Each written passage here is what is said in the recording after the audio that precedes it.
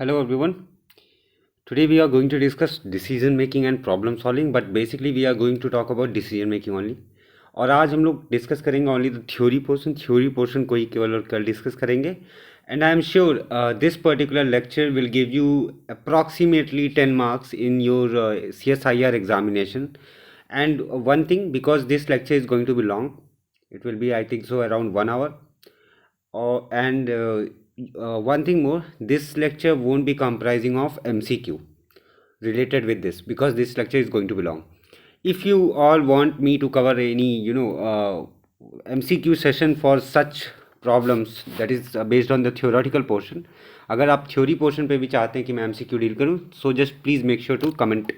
Okay, so आप comment करेंगे, I will bring it up by tomorrow itself. Okay, because आपके exams 5 से start हो रहे हैं, so I don't want to waste your time. So that's why I'm going to finish it up really quickly. तो जो भी MCQ वगैरह रहेंगे, I will upload it up by tomorrow itself. Okay.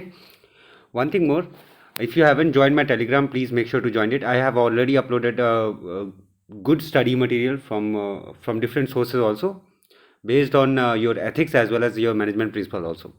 So management principle और ethics के MCQ वगैरह मैं PDF के रूप में प्रोवाइड कर चुका हूँ पहले ही टेलीग्राम चैनल पे. अगर आप लोगों ने नहीं ज्वाइन किया है सो आप उसको ज्वाइन करिए. It will be the link will be in the description. So without wasting any further of your time, let's begin today's lecture. Okay, today we are going to talk about decision making. ठीक है, decision making, और इसी के basis पे जो theoretical portion जो है, इसमें कुछ ना सही तो आई विल से 10 marks तो आपको मिल ही जाएंगे. ठीक है, 10 marks approximately you will get it. Okay, so before proceeding to decision making, what are the various perspective of it? Different perspective क्या है, different उसके biases क्या हैं, और साथ में किस तरीके की theories develop हुई हैं. But first we need to know what is decision. Okay, now decision is the choice in a given circumstance to reach to a particular conclusion. Obvious सी बात है, we all take certain decisions in our life. You all have taken decisions in your life to choose this particular CSIR examination. You all opted for it. Okay, you all opted for it. So that was your particular given situation. Situation means either आपकी as बहुत ज़्यादा होगी, या आप CSE के लिए prepare कर रहे होंगे सिविल सर्विसेज के लिए, या आप एथिक्स वगैरह पढ़ना चाहते होंगे, या फिर आप किसी और एग्ज़ाम के लिए प्रिपेयर कर रहे होंगे साथ में. But this is also a particular opportunity for you. So आपने क्या किया कि in this particular given circumstances आपने इस पर्टिकुलर डिसीजन को लिया कि आप CSIR के लिए अपीयर होंगे और साथ में अच्छे से प्रिपरेशन भी करेंगे. You will appear for CSIR as well as you will prepare well for CSIR. Okay, so it is a choice in a given circumstance to reach to a particular conclusion. This was just an example. We are talking about at a very large scale. हम लोग एक बड़े स्तर पे बात करेंगे, but क्योंकि समझाने के लिए एक छोटे लेवल पे होना ज़रूरी है ताकि कोई एक लेमैन को भी ये बात समझ में आ जाए. So this is a very wide perspective. So I'm going to take examples so that a layman can also understand such kind of thing. Okay. Now, as you can see, there are circumstances to reach a particular conclusion. Now, to reach a particular conclusion, there must be alternative. Or your decision may comprise of alternative. आप किसी एक particular conclusion पे पहुंचने के लिए या तो alternative choose करते हैं, अल्टरनेटिव डिफरेंट होते हैं, या फिर आप अल्टरनेटिव आपके डिसीजंस में ही इंक्लूड होते हैं. Let us consider an example. Let us consider an example. Now let us suppose you are a graduate. Okay, आप सब लोग ग्रेजुएट हैं क्योंकि तभी आप लोग अपीयर कर रहे हैं. नाउ आपके सामने काफ़ी सारे एग्जांपल्स, काफ़ी सारे आपके सामने डिसीजंस होंगे. या फिर आप कोर्स पोस्ट ग्रेजुएशन ऑप्ट कर सकते हैं. ओके, और आप कहीं MNC वगैरह में जॉब कर सकते हैं, or you can prepare for government examination. So there are 3 circumstances in front of you and you have to take a decision. Now these are what alternatives are to your decision. क्यों? So that you can get a particular job, a well established job. Okay, each alternative has its own pros, has its own cons. ठीक है, ऐसा नहीं कि everything is going to be good whatever decision you will choose, but each decision may have their particular pros and may have their particular cons. कुछ इसके फ़ायदे हो सकते हैं, कुछ नुकसान भी हो सकते हैं. So if you opt for post graduation, you will be losing all this to second option. Similarly, if you are going to opt for this particular MNC job, you will lose this government opportunity as well as your post graduation. ऐसे ही करके if you are going to choose one of the alternative, what alternative you are going to choose, that is what decision making is all about. I hope you are getting it. So आप इन alternatives में से कौन सा alternative choose करेंगे वो depend करता है आपकी decision making capability पर डिपेंड करता है. Okay, now characteristic of a decision की बात करते हैं. It's a rational choice, consultative process. Rational क्यों? Because आप you'll think about it, you will analyze your situation. Analyze your situation. किसी ने आपको फोर्स नहीं किया. No one has forced you to fill this particular form. You have on your own fill this particular form. So think, analyze. This is what your rational choice is, and this rational choice proves a lot. Okay, your mental ability, how far you can think and how capable you think you are. आप कितना दूर तक सोच सकते हैं और साथ में आप कितना ये सोच सकते हैं कि आप कितने काबिल हैं इस चीज़ को टैकल करने के लिए. Okay, to achieve a desired result. To achieve a desired result, whatever you are expecting, you are going to achieve it. That's why you are preparing for this particular examination. As I am considering an example of preparing for an examination, and in that particular situation, you are going to take a particular decision. एक मैं बात कर रहा हूँ केवल और केवल आपके एग्जामिनेशन के बारे में, ताकि आप चीज़ों को रिलेट कर पाएँ. To achieve a desired result, as well as decision determine action. Obvious. It is very obvious that your decision will determine what kind of action you are going to take. Okay, you choose for your particular you choose for your preparation for government examination, so it will determine your action. You will go through the notes, you will go through the lectures, you will go through the PDFs, you will solve many more MCQs and you will start preparing for your government examination. तो मतलब क्या हुआ, अगर आप government examination की तैयारी कर रहे हैं, आप क्या कर रहे हैं, आप उसी के हिसाब से अपने एक्शंस को चूज़ करेंगे. आप MCQ सॉल्व करेंगे, आप प्रीवियस ईयर क्वेश्चंस को सॉल्व करेंगे, आप देखेंगे पैटर्न देखेंगे, आप चीज़ों को उस तरीके से करेंगे, वही आपके एक्शंस आगे चल करके बनेंगे. And also it is a very continuous and dynamic process. Dynamic means it changes with respect to time. That is dynamic means. Continuous मतलब लगातार, एंड डायनेमिक मतलब समय के अनुसार चेंज होता रहता है. Okay, now process, if you are talking about process की अगर हम लोग बात करेंगे, process of decision making comprises of, what is the process of decision making, how you are going to take a particular decision. आप कोई भी जो निर्णय लेते हैं, डिसीजन मेकिंग मतलब क्या होगा, निर्णय लेना. कोई भी निर्णय लेने के पहले आप क्या करते हैं, आपके दिमाग में कोई एक पहले से निर्धारित गोल होता है, निर्धारित लक्ष्य होता है. You have that particular prerequisite और pre derived form of goal in front of you, that you want a government job. That is your goal, first of all. How you are going to get it, that is a separate thing, but first in your mind, it is your objective is to get a government job, esteemed government job. Okay, now before proceeding to that particular, you should identify what are the problems which you are facing. Okay, so defining goals or objective is a very curious, or you can say it is a very intricate part of decision making. Decision making का सबसे intricate part जो होता है वो होता है goals को clarify करना. And then once you have clarified your goals, you will move on to identifying the problems which you are facing. either you don't have resources, or you don't have money, or you don't have support, or you don't have like any motivation to work for it. So these are the problems. मतलब आप problems को identify करें जो आप face करें. या आपके पास पैसे नहीं होंगे, या मोटिवेशन नहीं होगा, या कई बार ऐसा होता है रिसोर्सेज नहीं रहते हैं, और रिसोर्सेज रहते हैं तो किस तरीके से अप्रोच करना है, क्योंकि सिलेबस बहुत वास्ट होता है. How to cover it in a very short period of time. These are what your problems are. ठीक है. Now determining available alternatives, how you are going to move, how you are going to cross this particular problematic phase. आप इस problematic phase से कैसे बाहर निकल सकते हैं. determining available alternatives. Now available alternatives means what are the available alternatives which you can choose. Let us suppose some are working professional also who are preparing for this particular examination. कुछ लोग ऐसे हैं जो लोग काम कर रहे हैं और साथ में इस particular exam के लिए भी प्रिपेयर कर रहे हैं.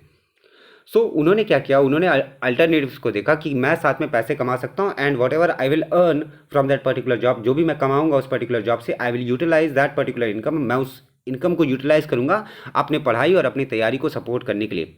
ये आपका हो गया आपका अवेलेबल अल्टरनेटिव्स के बारे में सोचने का या डिटरमाइन करने का. मैं थोड़ा तेज़ बोल रहा हूँ, आई होप आप लोग गेट कर रहे होंगे, क्योंकि अगर मैं बहुत धीमे बोलूँगा तो आप लोग बोर हो जाओगे या फिर आप लोगों को नींद आने लगेगी, क्योंकि this subject is just like that. Okay, next evaluation of outcome. Evaluation of outcome means outcome of what? Outcome of choosing alternative. Outcome of choosing alternative. Outcome of choosing alternative means what? That if let us consider an aspirant who is a working professional also. Now the working professional will also face many more problems. कोई भी working professional है जो काम कर रहा है, साथ में अपनी पढ़ाई और तैयारी को सपोर्ट कर रहा है, वो हर एक चीज़ सोच करके करता है कि मुझे ऑफिस में I have to spend like 5 to 8 hours, 5 to 8, 5 तो है ही नहीं, 8 to 9 hours I have to spend, 8 to 9 hours spend, उसके बाद आना जाना, खाना बनाना एक्सेट्रा, मैं 5 घंटे ही दिन भर के दे पाऊँगा, मैं 5 घंटे ही दिन भर के दे पाऊँगा। ये आउटकम वो खुद डिराइव करता है अल्टरनेटिव्स के बेसिस पे। ओके, ना उसी में से एक अल्टरनेटिव को चूज़ करेगा, या फिर वो अपनी जॉब को करते हुए अपनी तैयारी करेगा, 5 घंटे रोजाना देगा, या फिर he will leave this his job and prepare fully for government examination. Okay, and then based on that particular alternative, जब उसने अल्टरनेटिव चूज कर लिया, when he chose a particular alternative, he will start taking action, he will start taking action. Okay, and whatever the action he will choose, it will be the outcome of his action. And then one thing more, there is an important portion, ये बहुत important phase है, that is course correction. That is course correction. Now course correction, what does that mean? course correction का मतलब क्या होता है? course correction का मतलब होता है जो रास्ते पे वो चल रहा है उसको वापस से सेम पोजीशन पे लाना, बिकॉज ह्यूमन बीइंग की टेंडेंसी होती है, human being has a tendency that he will deviate from a particular path. Human being की एक टेंडेंसी होती है कि वो अपने जो रास्ता है उस रास्ते से वो भटकने के उसके बहुत ज़्यादा चांसेस रहते हैं। सो उसी रास्ते पर टिके रहे ताकि वो अपने लक्ष्य को, अपने गोल को अचीव कर सके। That is course correction, that is course correction. Okay, मैं थोड़ा सा यहाँ पर स्पेस लेकर के आप लोगों को थोड़ा समझा दूंगा, ताकि यहाँ पर मैं इसी स्लाइड को यूज़ करता हूँ ताकि आप लोगों को चीज़ें थोड़ी बहुत क्लैरिफाई हो जाए। Now you are this, let us suppose you have 2 choices, या फिर आप वर्किंग प्रोफेशनल रहिए, या फिर आप full time your government exam के एस्पिरेंट रहिए, full time aspirant. Working professional के लिए you will give 5 hours, you will give 13 hours or 10 hours, whatever you can give. Okay, now since you will think about money, if you will think about money, you will choose this particular path, and if you don't think of money, you will choose this particular path. अगर आप पैसों के बारे में सोचोगे तो आप ये वाला पाथ चूज करोगे, वर्किंग प्रोफेशनल, और अगर आप पैसों के बारे में नहीं सोचोगे you will be full time aspirant.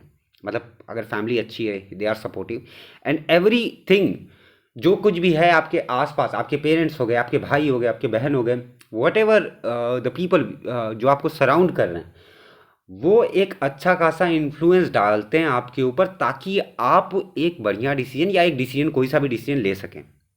Okay, अगर बढ़िया सपोर्ट सिस्टम है then also you will be a full time aspirant, बढ़िया सपोर्ट सिस्टम है। और अगर बढ़िया सपोर्ट सिस्टम नहीं भी है तो भी क्या, आप वर्किंग प्रोफेशनल रह करके आप अपने गोल्स को अचीव करेंगे, तो जब वर्किंग प्रोफेशनल रहेंगे आप 5 आवर्स देंगे and both goals are same. Goal क्या है? Government exam. बट ये जो रास्ता रहेगा it will be difficult as well as it will be time consuming and exhausting, and this particular path, ये पर्टिकुलर पाथ जो रहेगा it will be time consuming as well as a little bit boring as well as a little bit tiring too. Why? Because it gets monotonous.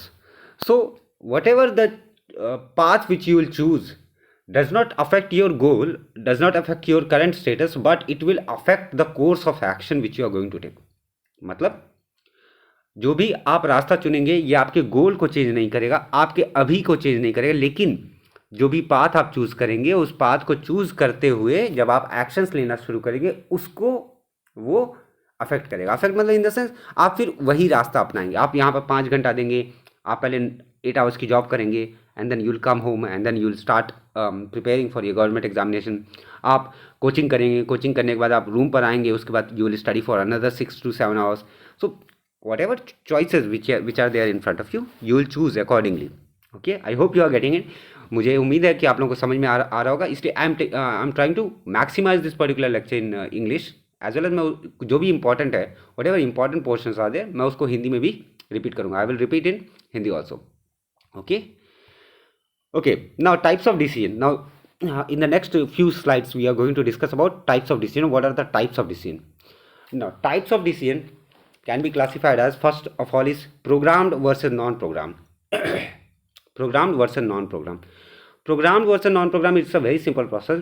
Programmed means what? Something which is being programmed. Programmed मतलब क्या हो गया कि जिसको पहले से programme किया गया. जैसे फॉर एग्जाम्पल आप consider a robot. Consider a robot. A robot has been programmed. Robot को प्रोग्राम कर दिया गया that you have to do certain tasks. You have to clean up my room, or you have to do particular task. And non-programmed means what? Which is non-programmed. Obvious सी बात है, that is not a robot. So programmed you can consider as a robot. So the particular robot will have a structured problem. That is कि room गंदा है, आप उसको साफ करिए, तो स्ट्रक्चर प्रॉब्लम है. देन ये एक स्टैंडर्ड प्रोसीजर फॉलो करेगा. ऑब्वियस सी बात है, क्यों? Because he has been program to do this. Standard procedure follow करेगा मतलब पहले एक रूम की सफाई करेगा, पहले कॉर्नर्स को साफ करेगा. First he will wipe the corners and then he will start cleaning inside that particular the remaining area. Okay, then easy problem will be used for robot. The complex problem won't be used for a robot. And the problems which are routine in nature. routine मतलब repetitive in nature. repetitive in nature. कोई नया, कोई अनोखा, कोई new, कोई unique problem that programmed decision cannot handle.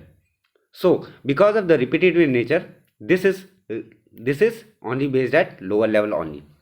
ये केवल और केवल लोअर लेवल पे रहेगा. लोअर लेवल मतलब अगर आप मैनेजमेंट से इसको कनेक्ट करेंगे, सो it will be related with your first level managers. First level managers मतलब जो लोग वर्कर से डायरेक्टली इंटरेक्ट करते हैं, जो वर्कर्स जो वहाँ पर काम करते हैं. ओके, उनका क्या रहेगा? उनका एक स्टैंडर्ड प्रोसीजर है. उनको एक स्ट्रक्चर प्रॉब्लम है कि आपको ऐसे प्रोडक्ट बनाना है. Easy problems, obvious easy why? Because they are repetitive in nature. उनको सेम ही चीज़ बार बार करनी है. That is what program means. दिमाग में कैसे इसको फिक्स रखना है? रोबोट वो भी कौन सा? हाउस क्लीनिंग रोबोट रखेंगे तो और सिंप्लीफाई हो जाएगा. You have to just consider this particular example of robot. If you are going to consider robot as an example, you can connect all the points of programmed. Non program, obvious सी बात है, it will be opposite to program. मैंने I was talking about program. जब मैं programme के बारे में बात करता, मैंने एग्जाम्पल किसका लिया? रोबोट का लिया. नॉन प्रोग्राम के लिए आप ह्यूमन का ले सकते हैं. बिकॉज जो ह्यूमन होते हैं वो जब कभी भी कोई प्रॉब्लम्स को डील करते हैं, they are non recurring in nature. Non recurring means non repetitive in nature. आपके सामने रोज़ नए नए प्रॉब्लम्स आते हैं, नए नए चुनौतियाँ आती हैं, नए नए कन्फ्यूजन्स आते हैं. You face daily so many problems regarding your life, regarding your money, regarding your parents, regarding your family, each and everything. They are non recurring in nature. Every once you qualify a particular level, you reach to the other level. ये कहानी कभी ख़त्म नहीं होती है. सो आप obvious सी बात है, नॉन रिकरिंग नेचर के होते हैं, डिफ़िकल्ट होते हैं. साथ में क्या, इसके कोई भी स्टैंडर्ड प्रोसीजर नहीं होता है. कोई भी स्टैंडर्ड प्रोसीजर नहीं रहेगा. If there are no standard procedure, it means it will be for unstructured problem and it will be used at a very high level. It will be used for a very high level. I hope you are getting it. Program मतलब क्या हो गया? It will be structured.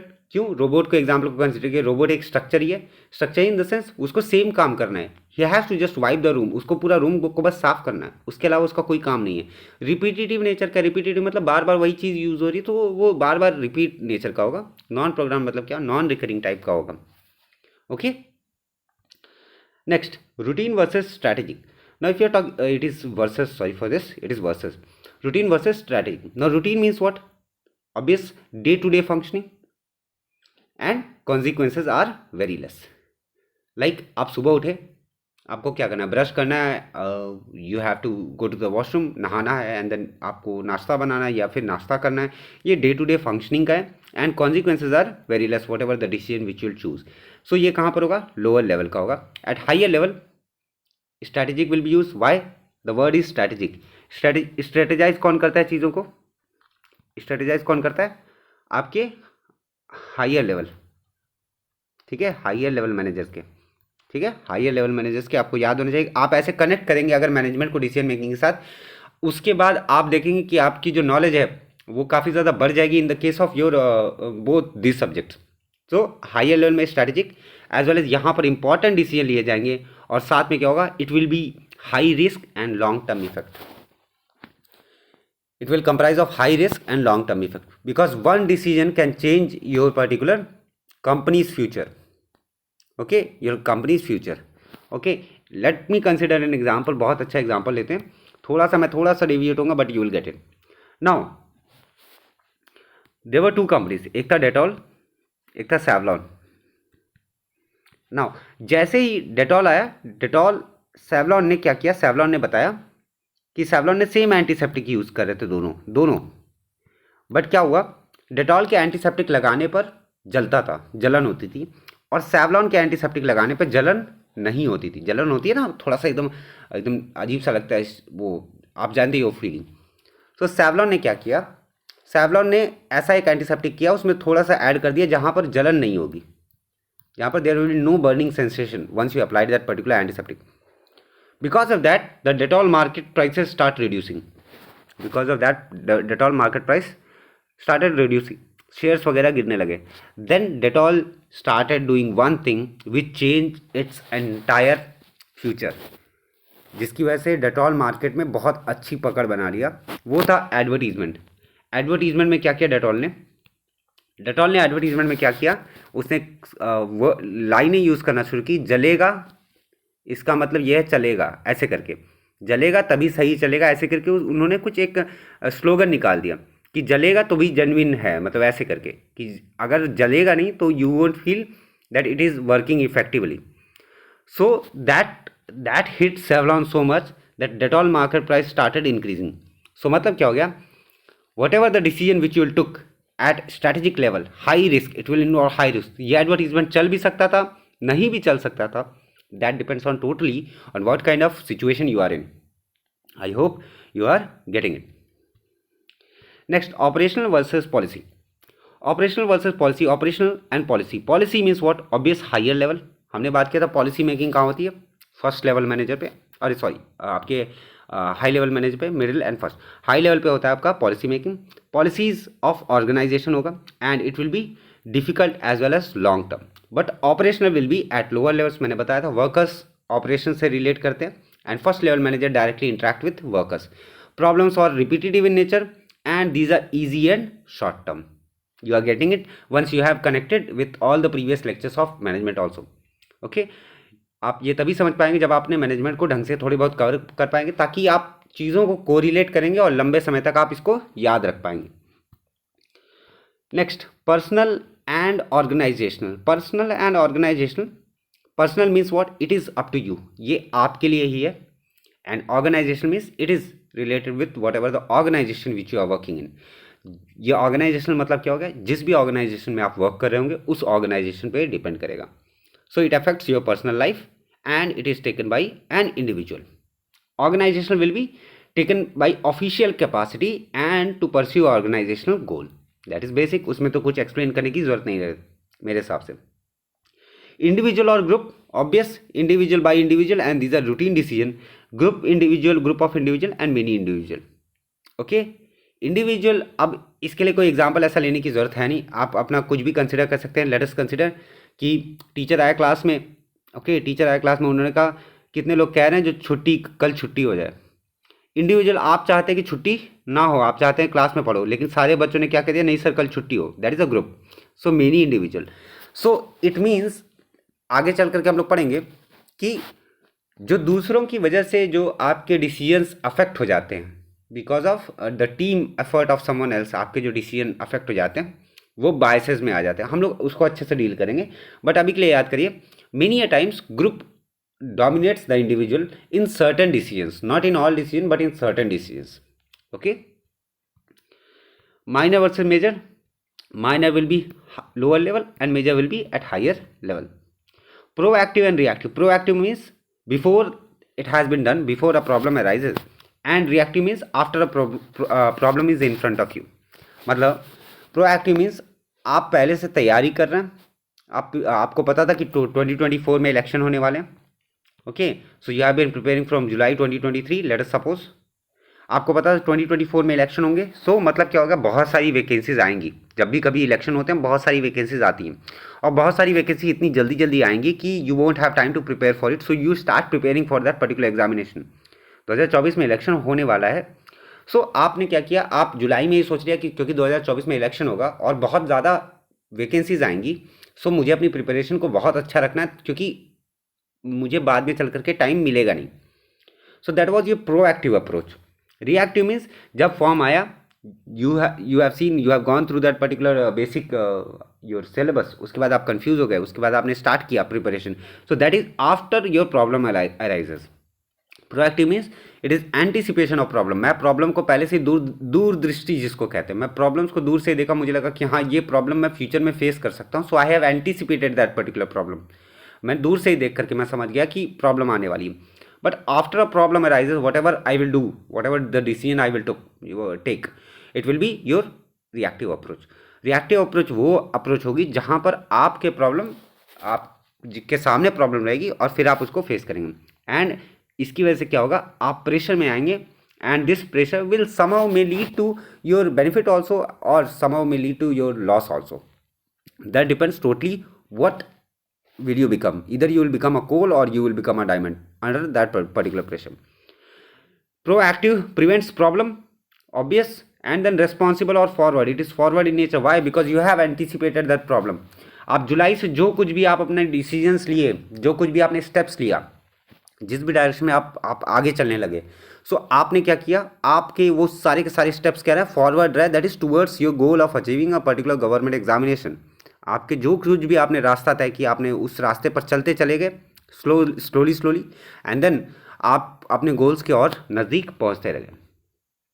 Intuitive or rational. Now intuitive or rational is very minute thing. Intuitive means whatever you feel, that is your conscious thought.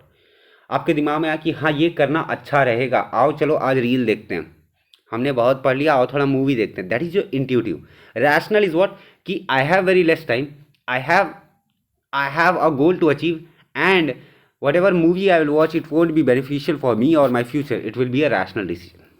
Okay.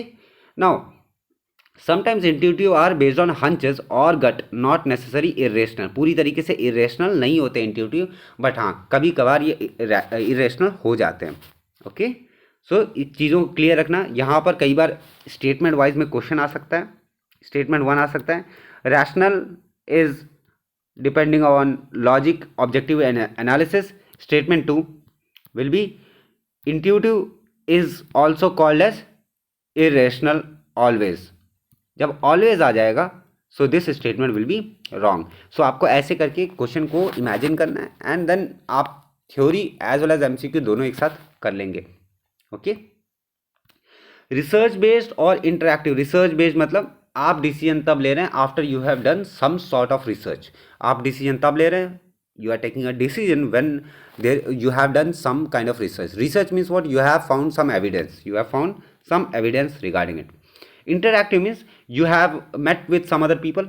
Interactive मतलब क्या होगा, आप कुछ लोगों से मिले, उनसे आपने बात किया एंड देन उसके बाद आपने एक उनकी सोच समझ के हिसाब से आपने अपनी एक सोच समझ डेवलप किया एंड देन आपके लिए वो क्या हो गया, ईजियर एंड फास्टर हो गया. एग्जाम्पल लेते हैं. Research based means what? Based on evidence. That is your consider an example कि you are preparing for a particular examination. So research based, whatever the research which you have done, किसी SI की profile कैसी होती है, how is the job for a section officer or assistant section officer, what are the previous cutoffs, each and everything whatever it was. आप ये क्या किया, अपने डिसीजन को उसके बेसिस पे किया कि इतना कट ऑफ तो मैं क्लियर कर लूँगा. That is not a big deal. वो आपका हो गया रिसर्च बेस्ड. बट इंटरैक्टिव मतलब क्या हो गया, आपने कुछ लोगों के यूट्यूब वीडियोस देखे, जो लोगों ने आपको समझाया कि if you follow this particular book it won't be beneficial for you. Okay. And then some other also YouTubers also taught you about how you can tackle this particular examination in a very beautiful and a very wonderful way. So that is consultation with other member, and it not only increases your efficiency but it also increases your productivity. That is your interactive type of decision. Next type of decision is opportunity decision and problem decision. Opportunity means it is depending on to grab a particular opportunity and it is a desirable situation. It is taken under a desirable situation. And problem situation to solve a particular problem and in an undesirable situation. Opportunity decision मतलब क्या हो गया, एक opportunity को आपको grab करना, you have to get into CSIR. Desirable situation, आपके सामने 1 महीना 2 महीना जो भी टाइम है, you start preparing it. Okay, you have started preparing for it. Problem decision कब कि to solve problem undesirable situation रहेंगी। क्यों? क्योंकि जब आपके एग्जामिनेशन नज़दीक आएंगे तब जाकर के आप सिलेबस देखना शुरू करोगे, तब जाकर के आप चीज़ें देखना शुरू करोगे, and then you will start comprehending the syllabus, and then you will feel a burden because the syllabus is too vast. आप कंफ्यूज हो जाओगे, आपका दिमाग इधर उधर भागेगा. So that is an undesirable situation as well as it is just to solve a particular problem. मैं ये नहीं कह रहा हूँ कोई बुरा है कोई भला है, मैं एग्जाम्पल पूरा एग्जैक्ट नहीं देता हूँ, मैं एग्जाम्पल वही देता हूँ जो आप फेस करें ताकि आप सब्जेक्ट को रिलेट कर पाओ. I don't take particular example of this particular subject. I take example whatever you are feeling, whatever day-to-day things which you are facing, so that you all can connect with this particular subject. Okay. Now rational decision making. What is rational decision making? Rational decision making means it is depending on analysis as well as reasoning, mental ability, logic.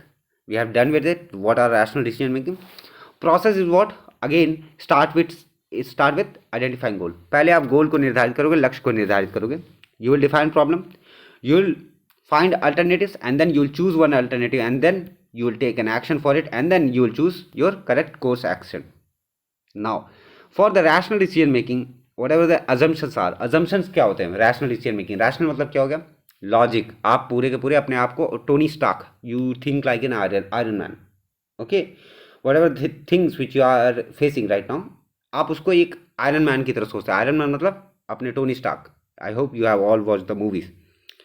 सो आप उस case में क्या करोगे? You will take that particular decision which have the maximum benefit, which have the maximum benefit, and it will reduce your cost or your investment. Okay, reduce your cost or your investment. Okay, people have full information. Information is available. People have cognitive ability, time and resources. People will choose the best alternative. These are the assumption. Means what? I have the full information, and information is available all over YouTube, all over Google. People have cognitive ability. I have that particular ability, time as well as resources, and I will choose the best alternative. These are the kind of assumption for the rational decision making. Assumption I am talking about. What? Assumption. ये सत्य है, पूरी तरीके सही है, हर जगह पर लागू होगा नहीं होगा, we don't know, but these are the assumption for having a rational decision making. assumption मतलब इतना तो होना ही चाहिए, ये आपकी सोच होनी चाहिए. ठीक है, that is your assumption. Now Herbert Simon bounded rationality challenged classical economic theory. It is a descriptive approach. Remember this particular descriptive approach. It is based on administrative model and rational behavior. So Herbert Simon's नाम याद रखिएगा. once again I will make you to focus on. Please focus करिए नाम पर. Whatever they said as well as whatever the approach and model which they have presented. चाहे वो कोई भी साइंटिस्ट हो, चाहे वो कोई भी ऑथर हो, चाहे वो कोई भी हो, even in your current affairs also. अपने करंट अफेयर्स में भी कोई भी ऐसा हो तो आप उसका नाम याद रखिए, हर्बर्ट साइमन्स. हर्बर्ट साइमन क्या कहते थे कि decision making is about achieving outcome that are good enough. So इनकी तीन थ्योरी थी. तीन क्या था? तीन approach. Descriptive, administrative model as well as rational behaviour. किसका था? Herbert Simon. Now there is a term called bounded rationality. Now bounded rationality means what? Bounded means it is constrained. चारों तरफ से घिरा हुआ है. ठीक है, depending upon the situation in which you are in. जिस भी सिचुएशन में आप अभी हैं, उस सिचुएशन में रह करके आप किस तरीके का डिसीजन लेंगे, that is your bounded rationalities. Now people will choose options that are acceptable.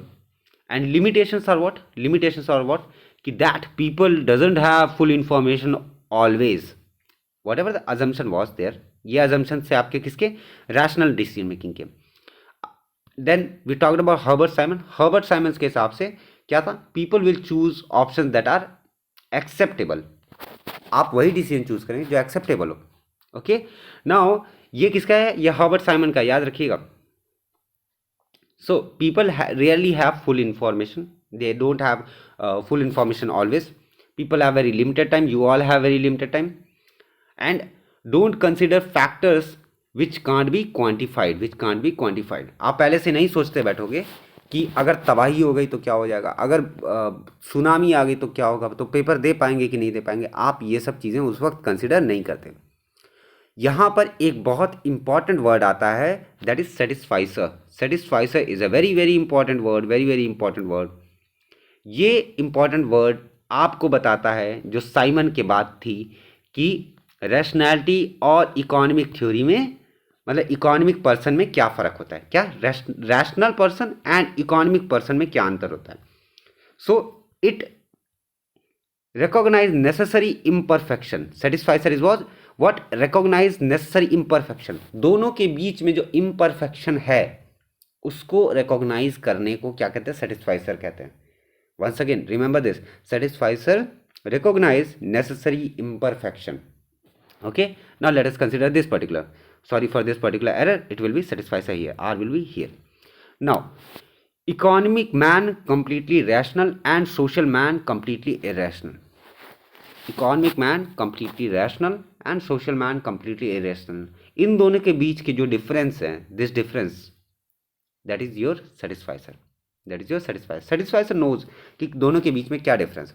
Now economic man means what, the one who is think about all the things, all the decision, जो भी decisions हैं, that will be somewhat related with wealth, somewhat related with your resources, somewhat related with your investment, it will be related to that. Social man will be completely irrational. Irrational means why? Because it won't have a full information always. उसके पास पूरी information नहीं रहेगी. People, उनके पास limited time रहेगा, और साथ में क्या, ऐसे फैक्टर्स को नहीं कंसिडर करेगा जो क्वांटिफाई ना किया जा सके, जो उसके दिमाग में ना चल सके. आई होप सेटिस्फाइसर का मतलब आप समझे होंगे. ज़्यादा फोकस नहीं करना है, एग्जाम टाइम कम है, बस आपको क्या ध्यान रखना है, इकोनॉमिक मैन और रैशनल मैन के, इकोनॉमिक मैन और जो सोशल मैन है, सॉरी मैं पहले रैशनल मैन बोल रहा था, द सोशल मैन जो कि इरैशनल है, इन दोनों के बीच का आपको इम्परफेक्शन को हम लोग क्या कहते हैं, सेटिस्फाइसर कहते हैं. Now once again sorry for this, error तो नहीं है, बट हाँ थोड़ा सा इधर आना चाहिए, तो थोड़ा सा इधर हो गया, बट कोई बात नहीं. Now, bounded rationality depends on cognitive limitation, imperfect information and time constraint. मतलब क्या हो गया, बाउंडेड रैशनैलिटी मतलब आप रैशनल हैं. जैसे मान लीजिए आप डिसीजन लेते हैं, let us consider an example ताकि ये चीज़ें आपको और अच्छे समझ में आ जाए. नो, आप एज एन इंडिविजुअल हैं, आपने ये सोचा कि if you will earn 25,000 per month, let us suppose, you can support your government exam preparation and you can support yourself. Okay, this was your thinking, but because of your family, because of some pressure, some external pressure, okay, आपके पास पूरी information नहीं थी कि कई बार क्या होता है, आपको फैमिली को भी पैसे देने पड़ते हैं, कई बार क्या होता है कि आप चीज़ें डिफ़िकल्ट वे में फेस करते हैं, कई बार क्या होता है कि आपके पैसे ज़्यादा पढ़ाई में खर्च हो जाते हैं. So it is a very very complex thing. So मतलब क्या हो गया, आपकी जो रैशनैलिटी थी, रैशनैलिटी मतलब आप पूरा लॉजिकल एकदम एक एक चीज़ के साथ आपने इस पर्टिकुलर पाथ को चूज़ किया था, बट ये जो रैशनैलिटी रहेगी ये बाउंडेड रहेगी. बाउंडेड कैसे रहेगी, क्योंकि आपकी कुछ लिमिटेशन है, cognitive limitation, as well as पूरी इन्फॉर्मेशन ना होना, imperfect info and time constraint. Time constraint मतलब कि इतने समय में आपको कुछ करके दिखाना है, इस तरीके का. तो इन तीनों की वजह से आपकी जो रैशनैलिटी रहती है, जो आपका लॉजिक रहता है, वो लॉजिक क्या हो जाती है, बाउंडेड रैशनैलिटी हो जाती है. वो क्या हो जाती है, बाउंडेड रैशनैलिटी हो जाती है. And that leads to your satisfying decision, not satisfactory, it is satisfying decision. satisfying क्यों, satisfying इसलिए क्योंकि ये क्या कर रहा है, ये आपके रैशनल बिहेवियर और साथ में आपके सोशल वाली जो फील्ड है, इन दोनों के बीच में जो इम्परफेक्शन है, इस इम्परफेक्शन को सेटिस्फाइंग डिसीजन काउंट कर रहा है. आप उसी तरीके का फिर डिसीजन ले पाएंगे, ठीक है. आई होप समझ में आया होगा तीन चीज़ें कि बाउंडेड रैशनैलिटी क्या होता है. बाउंडेड रैशनैलिटी मतलब आपके लॉजिक जो हैं वो बाउंड हो चुके हैं. बाउंड मतलब depending upon whatever the situation which you are in. कुछ लोग होंगे जिनकी शादी हो चुकी है, वो प्रिपेयर कर रहे होंगे, तो उनका लॉजिक जो था कि हाँ मैं ऐसे करूँगा या करूँगी, दे हैव चेंज पूरी तरीके से. So now they have imperfect information. Time constraint उनके पास बहुत मैटर रखता है, and they have the limitation also. Okay, now next theory, if you talk about prospect theory. Prospect theory means what? It is perviewed loss. It will be W. Sorry for this. So prospect theory depends on what kind of perspective it brings. Means जो भी उसको लेकर के उसका जो फायदा या नुकसान होगा उस पर्टिकुलर डिसीजन को लेने का, वो होता है प्रॉस्पेक्ट थ्योरी. सो पीपल वही डिसीजन लेंगे, लोग वही डिसीजन लेंगे on the basis of loss और gains, on the basis of loss और gains. Now it is the psychology theory. Okay, now how people make decision when alternative involve risk, probability and uncertainty. क्या? How people make decisions, how people make decision when there is involve risk, there is involve probability and there involves uncertainty. And the one thing is that people are tend to avoid loss. People are tend to avoid loss. Now, you can all relate, whoever are listening to this particular lecture, जो भी मेरे lecture को सुन रहे हैं, वो इस बात को समझ पा रहे होंगे कि prospect theory relates to each and every one of you. क्यों? क्योंकि ये बताता है कि people, लोग, आप जैसे, मुझ जैसे या और जितने एस्पिरेंट्स हैं उन जैसे किस तरीके का डिसीजन लेते हैं जब रिस्क होता है. जब रिस्क होता है, प्रोबेबिलिटी होती है कि आप जीत भी सकते हैं, आप हार भी सकते हैं. You can get a job और you can't get a job और you won't get a job, whatever the probabilities are. And there are uncertainty, मिल भी सकती है, नहीं भी मिल सकती है. सो ऐसी थ्योरी को हम लोग क्या कहते हैं? प्रॉस्पेक्ट थ्योरी कहते हैं. तो जब कभी भी आप एप्लीकेशन फॉर्म भरते हैं और साथ में आप पेपर जब नज़दीक आ जाता है तो आप अपने आप को देखते हैं कि आपकी प्रिपरेशन कितनी है. फिर आप देखते हैं कि आपकी प्रिपरेशन उतनी नहीं है जितनी होनी चाहिए. सो डर से आप क्या करते हैं? आप एग्जामिनेशन देने नहीं जाते हैं. So that is what people are tend to avoid loss. People are tend to avoid loss. I hope you all can relate this particular theory with your particular circumstance in whichever situation you are in. Okay. Next we are going to talk about techniques of decision making. Techniques of decision making. Okay. Now the important part क्या है? Delphi technique. इसमें देखिए एक एक नाम याद रखिएगा and just remember 1 or 2 words or sentences regarding each and every decision making process. If you will understand it, you can easily relate with it. Okay.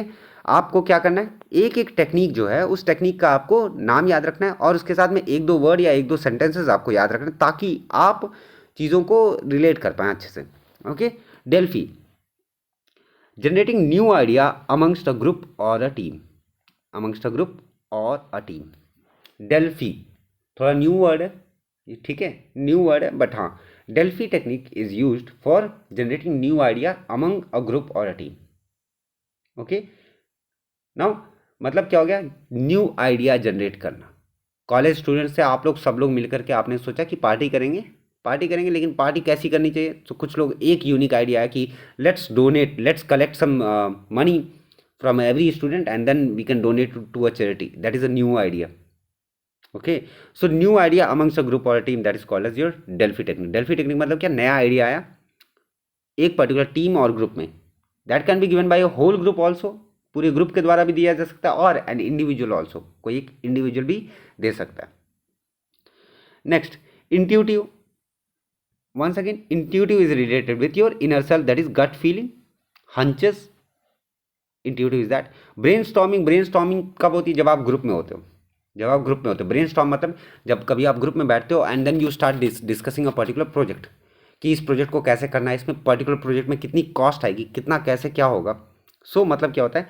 Groups are form, individual explore and express their ideas को explore करते हैं, and जितना ज़्यादा वो अपने ideas को explore करते हैं वो अपने ब्रेन्स को स्टॉर्म करते हैं. लाइक लेट अस कंसिडर, जब कभी भी स्पेस में रॉकेट भेजना होता है, वेदर इट इज़ इसरो और नासा, पूरी टीम लगती है. पूरी टीम बैठ करके क्या कहती है? ब्रेनस्टॉर्म कहती है. वो ईच एंड एवरी पॉसिबिलिटी को बताती है कि इतना कॉस्ट लगेगा, अगर ये खतरा आ जाएगा तो हमको ये करना होगा, there should be a plan B, there should be a plan C, ये करना है, हमको टाइमली इवेंट करना है. सो मतलब क्या हो गया, that is a part of your brainstorming. Brainstorming will make a team to go to a very higher place. ठीक है, दैट्स वाई जब कभी जो बड़ी इंडस्ट्रीज होती हैं, बड़ी इंडस्ट्री मतलब जो काफ़ी प्रेस्टिजियस ऑर्गेनाइजेशन होती हैं, जो देश के डेवलपमेंट में बहुत बड़ी भूमिका निभा रही होती हैं, वो सारे इंस्टीट्यूशन में ब्रेन स्टॉर्मिंग को बहुत महत्व दिया जाता है. ठीक है. Next, fish bowling. Fish bowling is a variation of brainstorming. ये ब्रेन स्टॉर्मिंग का वेरिएशन है. Now this is more structured and to the point. More structured and to the point रहेगा. And each member of a group comes in a circle.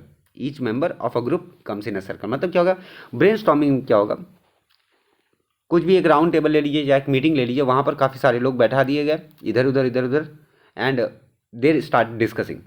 Now for fish bowling, लोग यहाँ पर बैठे ही हुए हैं, एक इंडिविजुअल बीच में आकर के अपनी पूरी राय प्रस्तुत करेगा कि जो whether the project is possible और नॉट, और how this project is going to be very very beneficial for this particular company. कोई भी एक प्रोजेक्ट को लेकर के इंडिविजुअल बीच में आएगा. Each member of a group, different groups रहेंगे, एक मेंबर आएगा बीच में, वो अपनी ग्रुप की पूरी बात रखेगा. नेक्स्ट ग्रुप के एक और मेंबर आएगा, वो अपनी ग्रुप की बात रखेगा. It will be just like that. Now nominal group technique important. Nominal group technique is a variation of brainstorming also. So मतलब क्या होगा, ब्रेन स्टॉर्मिंग की आपने दो चीज़ पढ़ी, एक ब्रेन स्टॉर्मिंग, नेक्स्ट टाइप उसका क्या है, फिश बॉलिंग, फिश बॉलिंग भी कुछ लोग कहेंगे, एंड देन उसके बाद nominal group technique. Nominal group technique में क्या होगा, members of a group consider problem and pen down their opinion and suggestion on paper. So nominal group technique में क्या होगा, पेपर और पेन का यूज होगा. nominal group technique में क्या होगा, पेपर एंड पेन का यूज होगा. ओके, nominal group technique में पेपर और पेन का यूज होगा. मल्टी वोटिंग और मल्टी वोटिंग. मल्टी वोटिंग में क्या होगा, मल्टी वोटिंग में members present opinion by voting till census. Okay, now there is a term didactic. Now this is a very good term. So didactic, this is a very very important term. क्यों, क्योंकि ये important है और साथ में it is a new term. Many of you didn't know about it. Didactic मतलब होता क्या है, ठीक है. So didactic मतलब होता है to intend to a teach. Okay, didactic का मीनिंग मैं यहाँ लिख दूँ, intended to teach, intended to teach, intended to teach.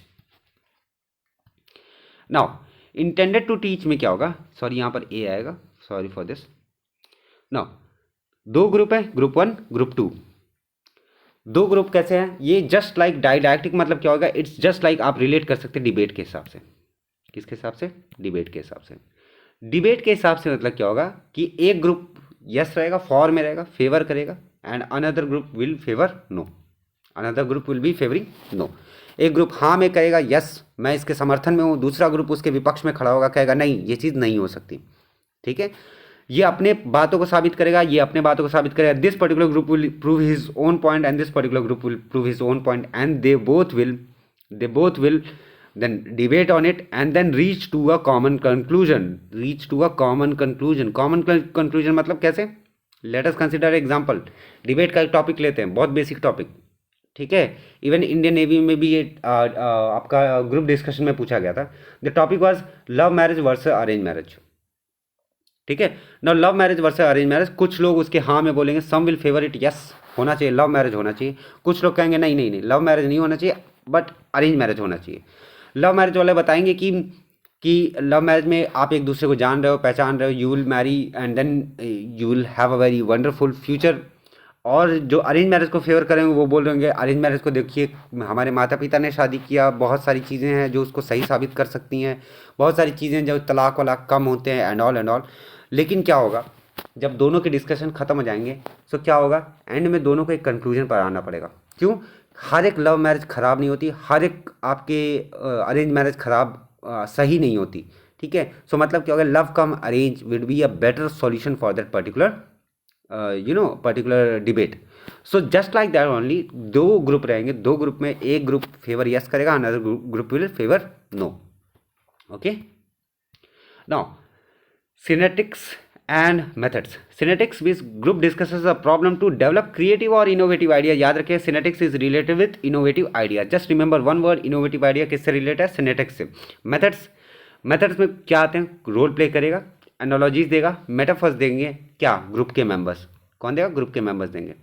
क्या देंगे, रोल प्ले करेंगे कि अगर ऐसा होगा तो ऐसी चीज़ें हो सकती हैं, ऐसा होगा तो ऐसी चीज़ें हो सकती हैं, he will say this kind of thing, that person that director will say something like this, और another person will say something like this. So this is all role play. Now, before proceeding, let me have just a sip of water.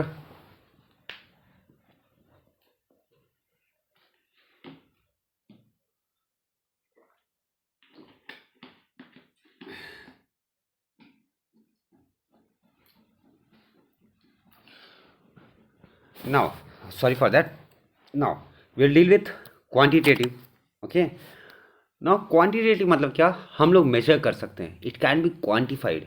Like prospect theory को क्या आप major कर सकते थे. Prospect theory मतलब क्या हो गया, सोचना. It is psychology based. So if it's a psychology based, how can you quantify it. Quantify आप लोग कैसे कर पाएंगे, you can not quantify it. Okay. Quantify मतलब क्या हो गया, हमेशा याद रखें, गिनती कर सकते हैं, 1 2 3 कर सकते हैं, 1 किलो 2 किलो ये कर सकते हैं. That is quantitative nature. So यहाँ पर जो आएंगे, this is what is used in most of the management techniques, most of the management institution. You can say management institution में मोस्ट ऑफ द चीज़ों में क्या यूज़ होगा, आपका क्वांटिटेटिव यूज़ होगा. नाउ क्वांटिटेटिव में कुछ इंपॉर्टेंट जो है वो है management information system. Management information system. No, management information system में क्या होगा कि यहाँ पर समरीज बनाई जाएंगी एक्टिविटी को लेकर के, और इसको एक पर्टिकुलर चार्ट के रूप में रखा जाएगा. And activity like processing transaction, this has been done, this has been done, it will be just like that, कि ये हो सकता है, ये हो चुका है, ये हो चुका है. ये मैनेजमेंट इंफॉर्मेशन सिस्टम में रहेगा. डिसीजन सपोर्ट सिस्टम में क्या होगा, decision support system is nothing but based on computer. बस एक ही चीज़ याद रखिए, computer. Computer will be use to analyse, to form database, forms FOR, sorry for this, to form database and then turn them into information useful for decision making. जैसे data science आजकल बहुत चल रहा है. क्यों चल रहा है, because it is a part of decision support system. अगर हमारे पास डेटा रहेगा कि प्रीवियस हमारे पास डिफरेंट डिसीजंस रहेंगे कि company has taken this particular decision to increase this particular productivity but failed tremendously. अगर हमारे पास डेटा रहेगा कि कंपनी ने ये डिसीजन लिया था लेकिन उसके बाद उसको बहुत भयानक नुकसान उठाना पड़ गया, तो उसकी वजह से क्या होगा, उसकी वजह से ये होगा कि हम लोग उस डिसीजन को लेने से बचेंगे. सो मतलब क्या हो गया, जो डेटा साइंस वाले रहते हैं वो ऐसे ही डेटा को कलेक्ट करते हैं, अलाइन करते हैं, सो दैट वो मैनेजमेंट को फ़ायदा पहुंचाए, वो मैनेजमेंट को फ़ायदा पहुंचाए. So decision support system is based on computer. The computer will use a particular system, information system, which is used to analyze, and then it will form a database, and then it will be much more useful for decision making, and includes analytical and report writing features also. क्यों, क्योंकि obvious सी बात है, वो आपको पूरा statistics provide करेंगे. This was the data given, this was the previous data which you have obtain, and this is going to be the future outcome, future course of action if the same type of action is going to be commanded. मतलब क्या, उन लोग एक ऐसा data प्रस्तुत करेंगे, ये हुआ है, ऐसा हुआ है, इससे ये कंक्लूजन निकला था, इससे ये हमको प्रॉफिट या नुकसान हुआ था. सो अगर हम लोग यही रास्ता अपनाएंगे तो हमको प्रॉफिट या नुकसान या फ़ायदा होगा, मतलब ऐसे करके. So it depends on, totally includes analytical and report writing features. Okay. Now decision tree, very very important. One second. Decision tree, decision tree मतलब क्या हो गया, डिसीजन के ट्री.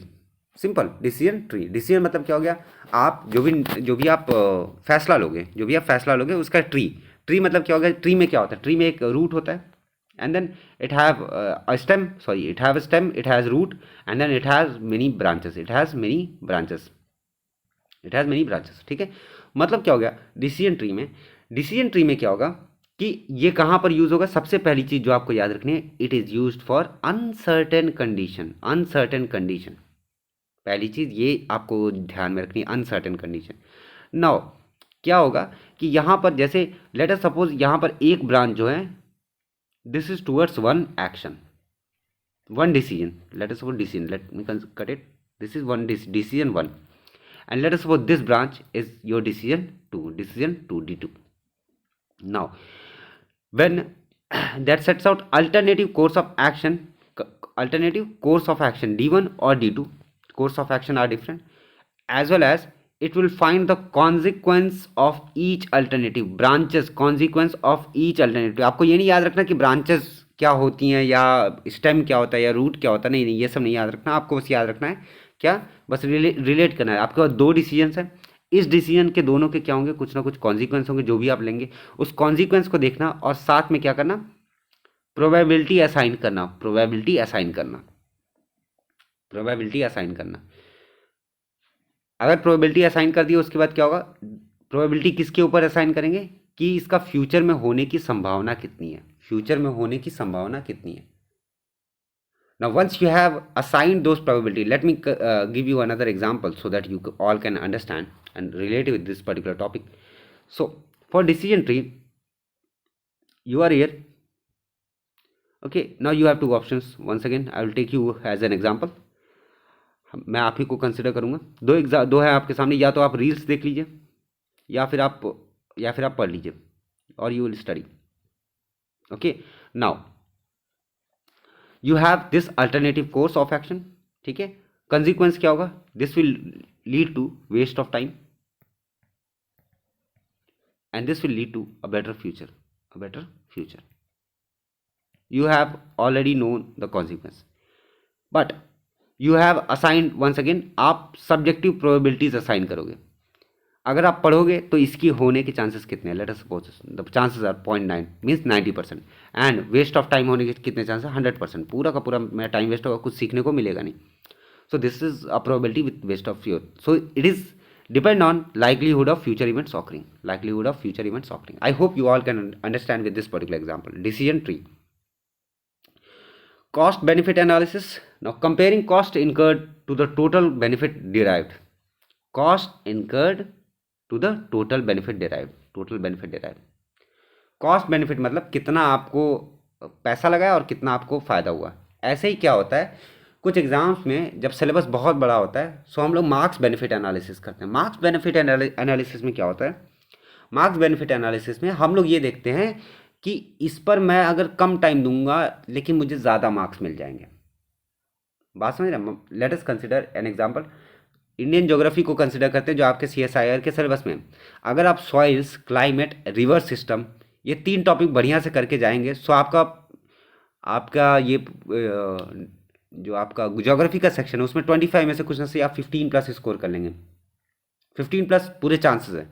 बट अगर आप थोड़ा सा भी इधर उधर फंसे, मतलब ह्यूमन ज्योग्राफी के अंदर घुसे या कहीं और घुसे, आप पूरा syllabus A to Z cover करने की कोशिश करेंगे, सो वहाँ पर क्या होगा, आपका टाइम वेस्ट ज़्यादा होगा और जो आपको पढ़ना रहेगा वो आप नहीं पढ़ेंगे। सो that is your cost benefit analysis. Similar way में मार्क्स बेनिफिट एनालिसिस भी होती है। Next, operational research used when different elements of the problem can be expressed in numerical terms,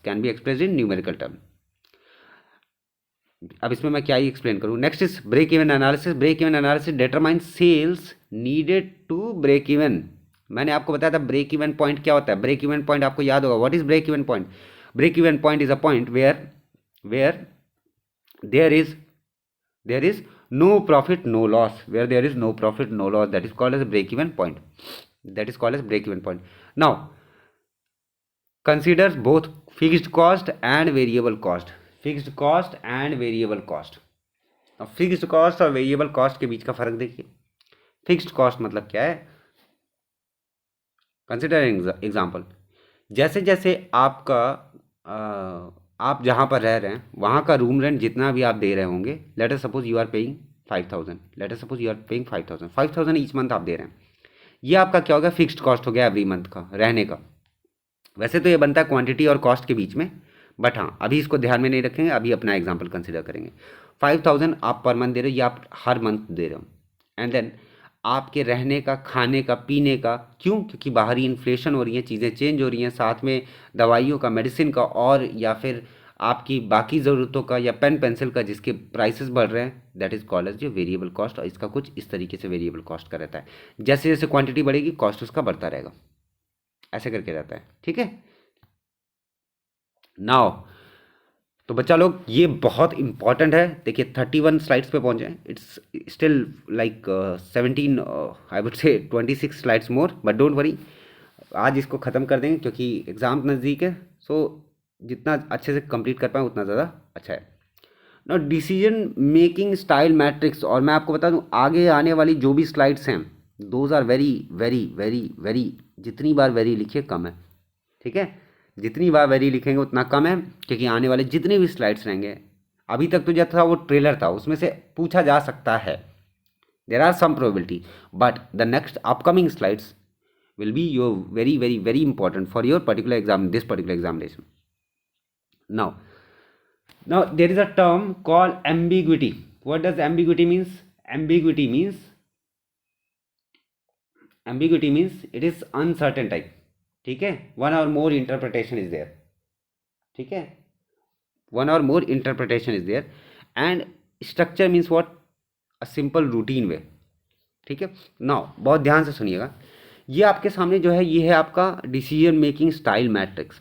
decision making style matrix बहुत छोटा छोटा दिख रहा होगा, बट मैं आपको स्लाइड्स प्रोवाइड कर दूंगा PDF after the completion of this lecture, means today evening I will provide, so that आप सब लोग देख पाओ और सब लोग रिलेट कर पाओ, बाद में पीपीटी केवल रिविजन के लिए रहे। ठीक है, सो एनालिटिकल में क्या होगा? एनालिटिकल में पहले 4 चीज़ों के नाम याद करिए, analytical, conceptual, directive and behavioural.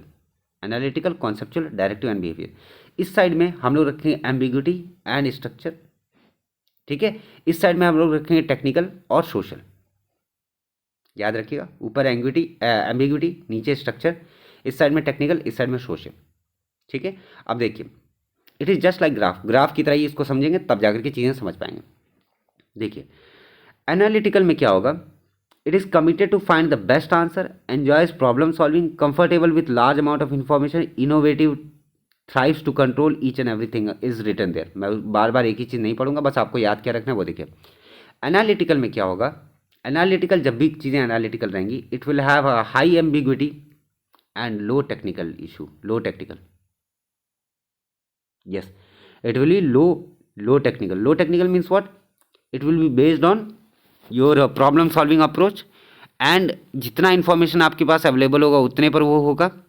ठीक है, ऐसा समझिए आप इसको। यहाँ पर थोड़ा सा मैं कन्फ्यूजन को अवॉइड करूँ। ठीक है, यहाँ पर क्योंकि आप देख सकते हैं यहाँ पर दोनों साइड में एरो है, दोनों साइड में एरो है। ठीक है, यहाँ पर दोनों साइड में एरो, इस साइड भी एरो है, इस साइड भी एरो है। इसका मतलब क्या होता है पहले वो देख लेते हैं। देखिए दोनों साइड में दोनों पोर्शन लेंगे, यहाँ पर पीपल सोशल का लेंगे। जैसे जैसे आप इस तरफ बढ़ेंगे टास्क वाला पोर्शन कम होता जाएगा और सोशल वाला पोर्शन बढ़ता जाएगा। मतलब क्या हो गया? ऐसे एरो है, यहाँ पर ए है, यहाँ पर बी है। सो जैसे जैसे आप इधर बढ़ेंगे A portion will get reduce and B portion will get increase. यहाँ पर बी इंक्रीज हो जाएगा और ए विल बी मिनिमम, ऐसे करके। सो ऐसे ही टास्क टेक्निकल में क्या होगा? यहाँ पर क्या है? दोनों है, टास्क टेक्निकल और पीपल सोशल दोनों है, and then it will be increasing of what? Social. B वाला जो पोर्शन रहेगा वो बढ़ता जाएगा। सिमिलर वे में एम्बिग्यूटी है स्ट्रक्चर, दोनों को एक ही जगह पर मान करके चलिए। जैसे जैसे बढ़ेगा एम्बिग्यूटी इस साइड में बढ़ता हुआ चलेगा एंड स्ट्रक्चर इस साइड में बढ़ता हुआ चलेगा। आई होप समझ पा रहे होंगे।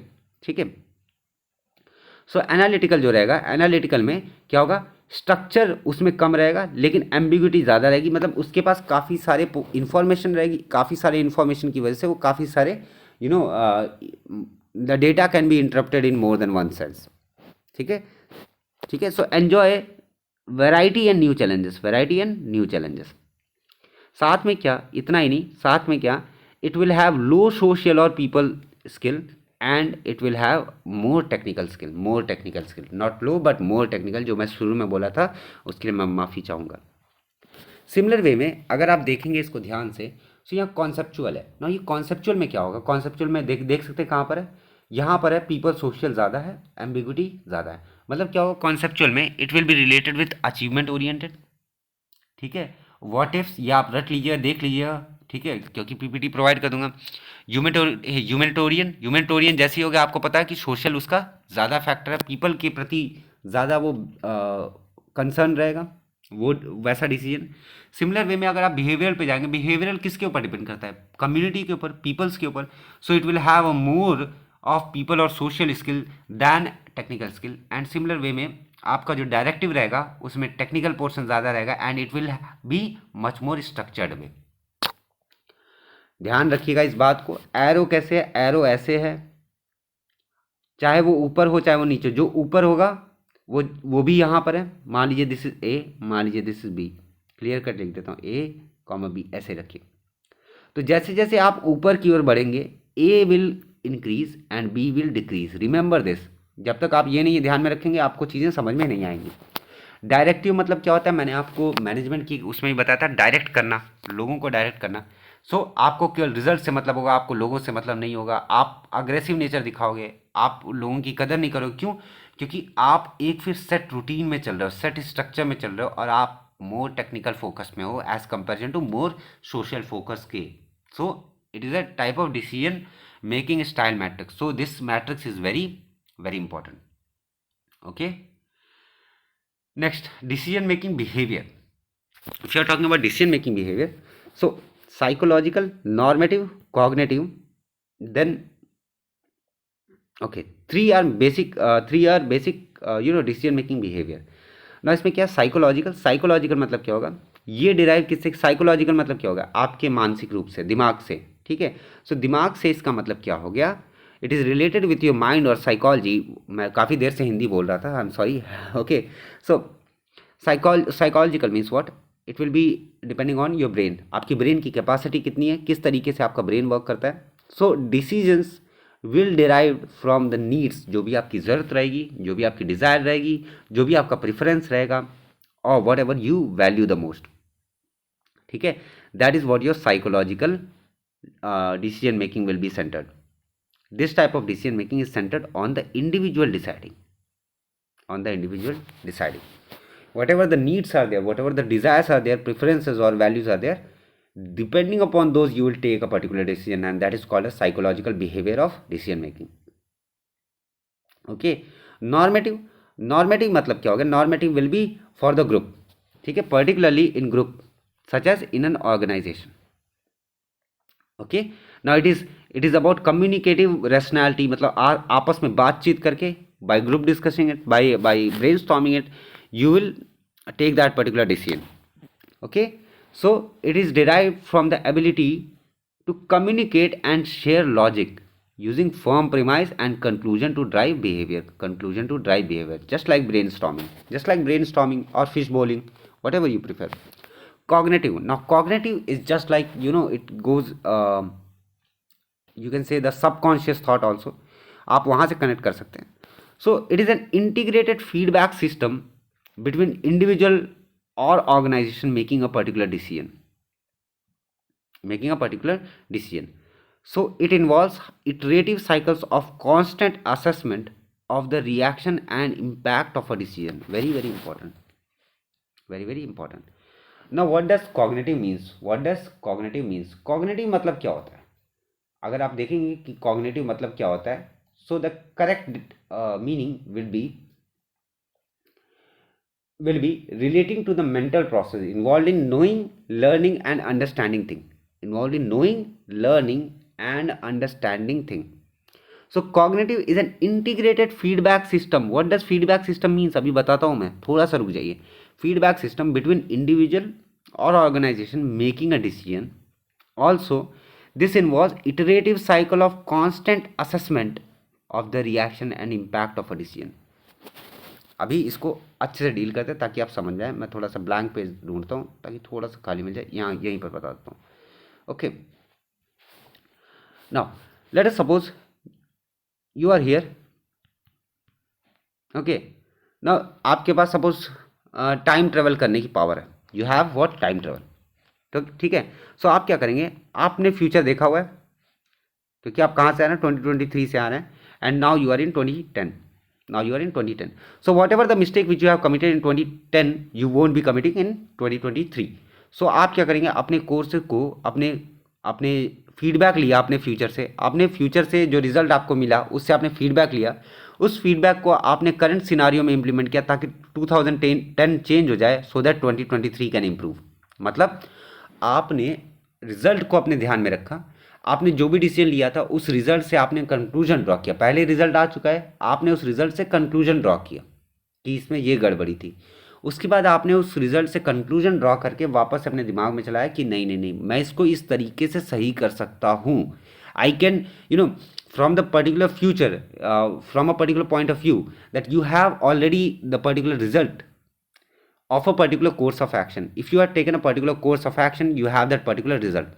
But since that is not what the goals are, obvious, then you will get something out of this result as a particular information, and then you will choose another action so that you can improve this kind of result, whatever you are getting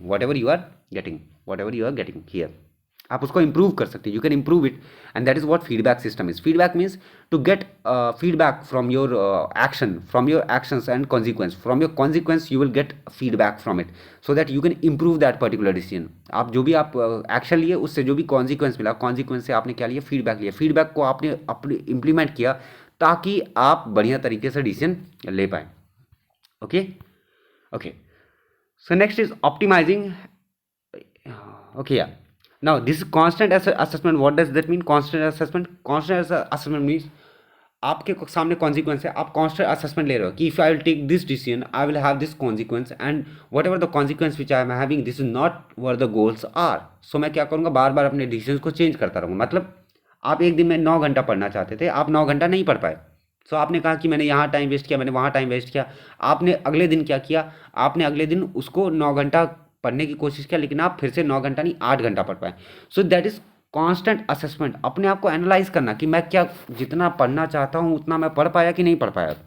that is constant assessment. Okay, next optimising versus satisficing. वापस से word आया satisficing, याद रखिएगा क्या है. It is the imperfection between what, imperfection between rational and irrational. Simple बात, rational and irrational और economic versus social man. ठीक है, optimizing versus satisfying. Now decision making is limited to the finite amount of information an individual has access to. ठीक है, पहले यहाँ देख लेते हैं, बाद में मैं आपको समझा दूंगा, उसमें कोई दिक्कत की बात नहीं. Now decision making is limited to finite amount of information an individual has access to. Obvious.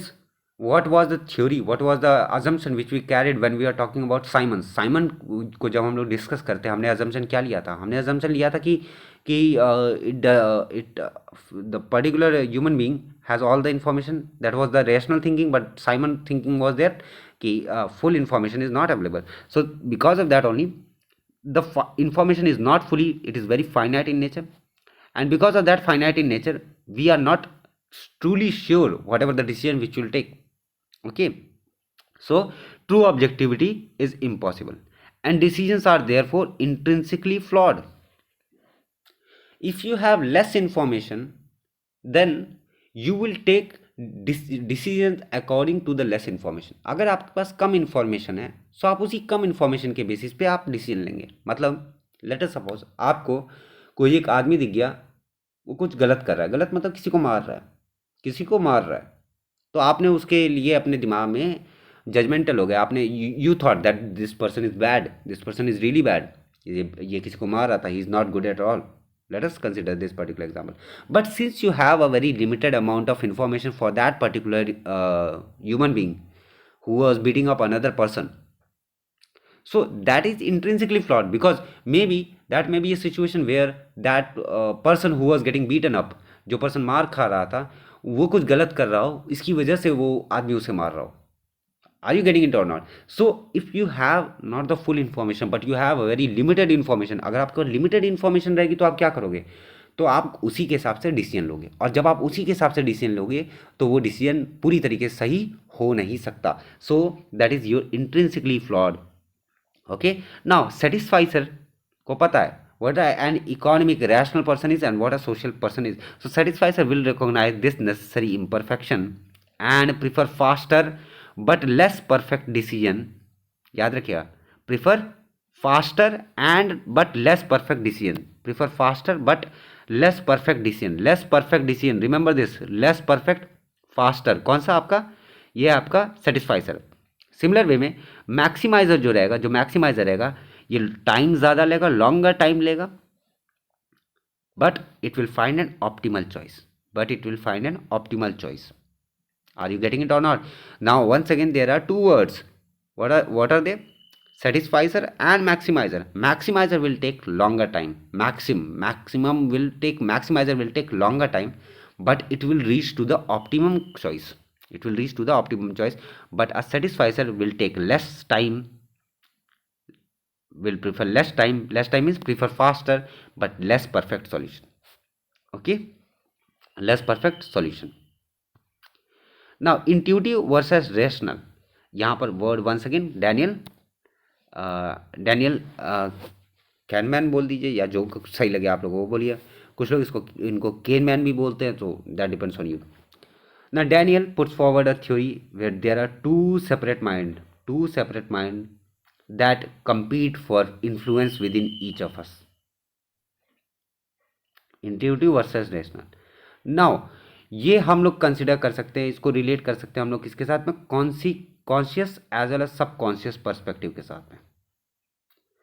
Daniel Kahneman, इनका नाम आपने सुना भी होगा। ये जो इन्होंने जो थ्योरी दिया, इस थ्योरी के हिसाब से ये है कि जो आइडिया होते हैं वो टू सेपरेट्स माइंड की तरह होते हैं। मतलब माइंड हमारा एक सबकॉन्शियस रहता है, कॉन्शियस रहता है। कॉन्शियस मतलब जो आप जागते हुए देखते हो, सबकॉन्शियस मतलब जो आपके अंदर पहले से रहता है। मतलब कभी आपके सामने कोई बड़ा आ गया, आप तुरंत उसके सामने झुक जाओगे, सबकॉन्शियसली वो चीज़ चलती है। ठीक है, आप जब घर पहुँचते हो, घर पे मम्मी पापा के पैर छूते हो या सलाम करते हो या कुछ भी करते हो, सो that is your subconscious way. Conscious means what, जो डिसीजन आप डे टू डे में नए नए चीज़ें ले रहे हो, कॉन्शियस वे में एकदम जाग करके जो चीज़ ले रहे हो, that is conscious. So the subconscious mind is automatic and intuitive, rapidly consolidating data and producing a decision almost immediately, and the conscious mind requires more effort and input. obvious सी बात है, more effort और input, logic ढूंढेगा, rational ढूंढेगा, and it will make an explicit choice as per that particular requirement. Are you getting it or not? And intuitive versus rational में Daniel Kahneman ने theory दिया। उस थ्योरी के हिसाब से there are two minds, one mind is subconscious, another one is conscious. Conscious mind will take that particular decision by taking lots of logic, utilize logic, and it will be making it complex, as well as it will involve a lot of his rationality to choose a particular decision. But subconscious will be automatically, and it will be triggered within a second once you have faced the particular problem. That is subconscious way. Okay, now combinatorial versus positional. Now combinatorial, वापस से you have to remember this. एरन कैसलबॉन्गिन, अब इनको कुछ लोग बोलते हैं कैसनली बॉइंगन की भी कुछ लोग बोलते हैं, कुछ लोग जो कुछ भी बोलते हैं, आप ये सरनेम पर ज़्यादा मत ध्यान दीजिए। ठीक है, आप केवल एरन याद रखिए, मोर देन इनफ है। ठीक है, based on how the games are chess in played. सो चेस के ऊपर जो थ्योरी बनाया था, किस पर, कॉग्निटिव पर्सपेक्टिव के हिसाब से, दैट वाज योर एरन। ठीक है, सो अब चेस किस तरीके से खेला जाता है।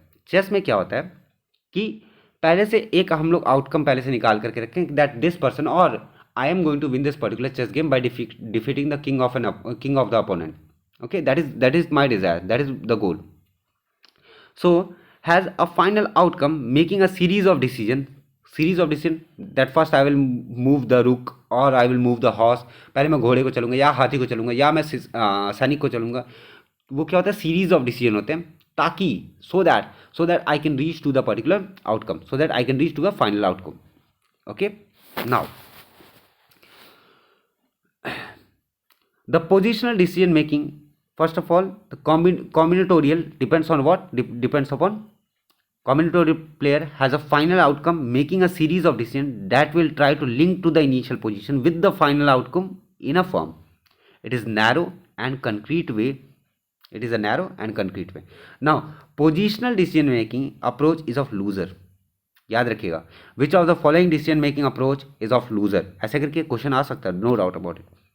So decision making of a loser with a sense of setting up for an uncertain future as opposed to pursuing a concrete object. याद रखिएगा, इट इज अ पोजिशनल मतलब क्या होगा, it is a type of loser approach, जहां पर दिमाग में हम लोग अनसर्टेन फ्यूचर को लेकर के चलते हैं. ठीक है, और साथ में हम उसी की चाह में, उसी अनसर्टेन फ्यूचर की चाह में कोई भी कंक्रीट रिजल्ट पे हम लोग नहीं पहुंच पाते. ठीक है, now each move from this type of player would maximise option बढ़ाते जाएगा एंड अपोज करेगा किसको, आउटकम को परस्यू करने से. जैसे ख्याली पुलाव पकाना, it is just like that.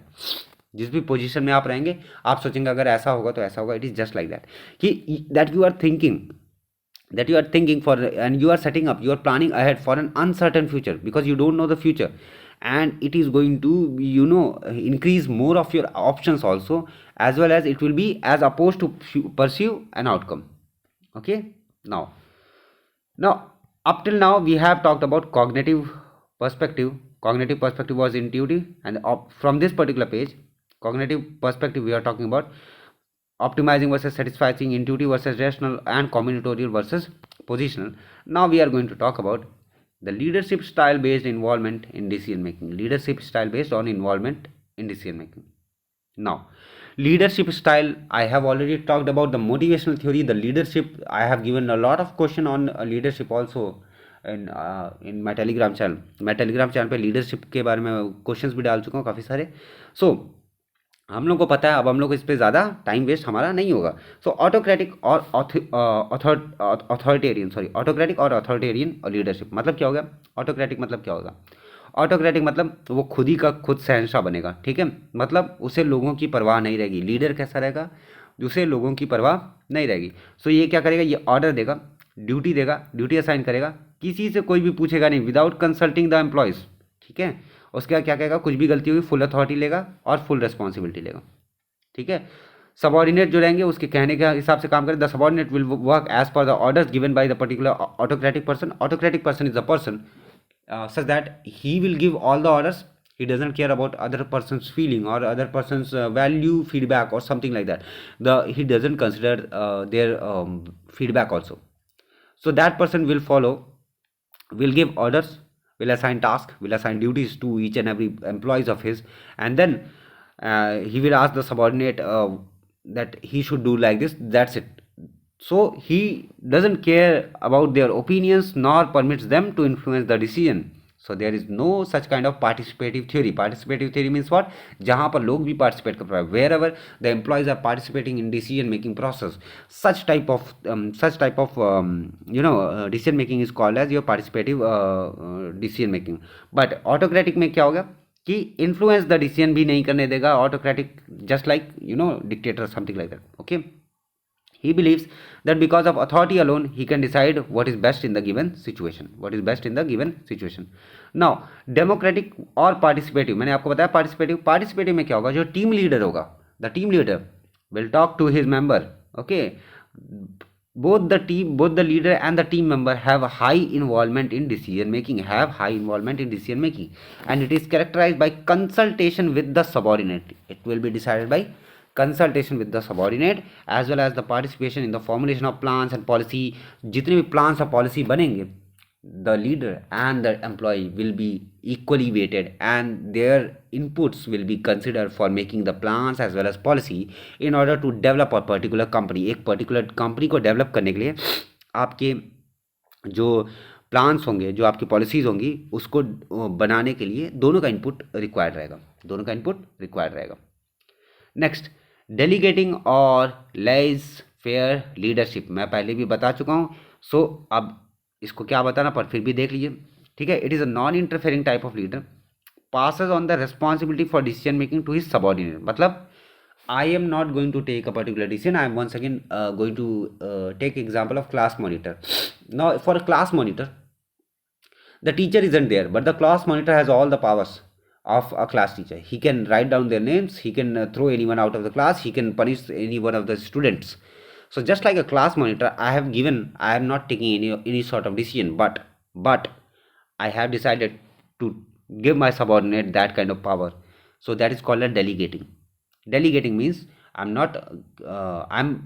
dividing my powers, dividing my authority. Okay, now this is different from division of work. Remember this. ये पूरी तरीके से डिफरेंट है डिवीजन ऑफ वर्क के. सो मतलब क्या हो गया, यहाँ पर लीडर जो रहेगा वो अपनी रिस्पॉन्सिबिलिटी सबॉर्डिनेट को दे देगा. नाउ नेक्स्ट, ठीक है, he will take a minimum of initiative in administration. ठीक है, so he will give no direction and allows the group to establish its own goal and work out its own problem. He won't give any shit about person or any other thing. He will be just like sitting at a corner. He will do nothing. So leader involvement is nil to low, and that of other is also low. So the leader might ask to be informed of the decision but may not change the decision. Next, team style leadership. Here the leader involvement in decision making, team style, it will be just like a team effort. Okay, so team effort में क्या होगा कि leader involvement is low but that of a team is high. ठीक है, मतलब leader का involvement in decision making will be low, but team का जो डिसीजन मेकिंग रहेगा वो ज़्यादा होगा. Okay, so leader may facilitate the team reaching a consensus where everyone agrees to support a particular decision. So leader participate in decision making only as a member. Remember this. In which of the following leadership style the uh, leader participate in decision making only as a member? Correct option will be your team style leadership. Okay. ना bureaucratic leadership is just like a bureaucrat मतलब क्या हो गया, जो strictly follow करेगा rules and regulation को, जो rules and regulation को स्ट्रिक्टली फॉलो करेगा, that is a bureaucrat. So bureaucrat मतलब जस्ट लाइक एम्बेसी थिंग. अपने Jaishankar ji is just a good bureaucrat. क्यों? क्योंकि he is stick to the policies of a government. He has the particular rules of a government. He has the vision of the particular organization, that is government of India. So he has the clarification. So bureaucratic leader, this type of leader adhere to organizational rules and policies to take a decision and make sure that the employees also strictly follow rules and procedure. Now biases, important once again, very important, very highly important. Biases, आपको याद रखना biases होते क्या हैं, biases क्या होते हैं, ठीक है, और biases कितने टाइप के होते हैं, you have to remember it. Now it has already been 1 hour 30 minutes, but I will complete it today because I don't want to make you wait for another day or two. Okay, so the biases in decision making is psychologist Amos Tversky, remember this name, and Daniel Kahneman. So develop the concept of cognitive bias. अब पहले देखते हैं बायस होता क्या है. ठीक है, यहाँ से देखते हैं बायसेस क्या होते हैं. प्रिजुडिस होते हैं और डिसीजंस होते हैं जो पूरी तरीके से बैलेंस या सही नहीं होते हैं. बायस होना क्या होता है, जैसे कि जो भी आप, since you are preparing for this particular examination, you all must have gone through probability में क्या होता है, the dice is biased dice और biased coin. Biased coins means what, it is not a true coin. जैसे एक coin में head और tell होता है, वैसे शोले के सिक्के में क्या होता है, दोनों तरफ हेड था. सो वैसे जो दोनों तरफ हेड होता है, ऐसे कॉइन्स को क्या कहते हैं, बायस्ड कॉइन कहते हैं. सो बायसेस क्या होते हैं, ये होते हैं पूरी तरीके से बैलेंस ना होना. क्लियर. जजमेंट एरर्स क्या होते हैं, क्योंकि पुअर डिसीजन की वजह से mistakes that occur due to poor decision making which are based on bad logic और reasoning. So biases are what, biases are the prejudice or decisions that are fair and unbalanced. I hope you are getting it. ठीक है.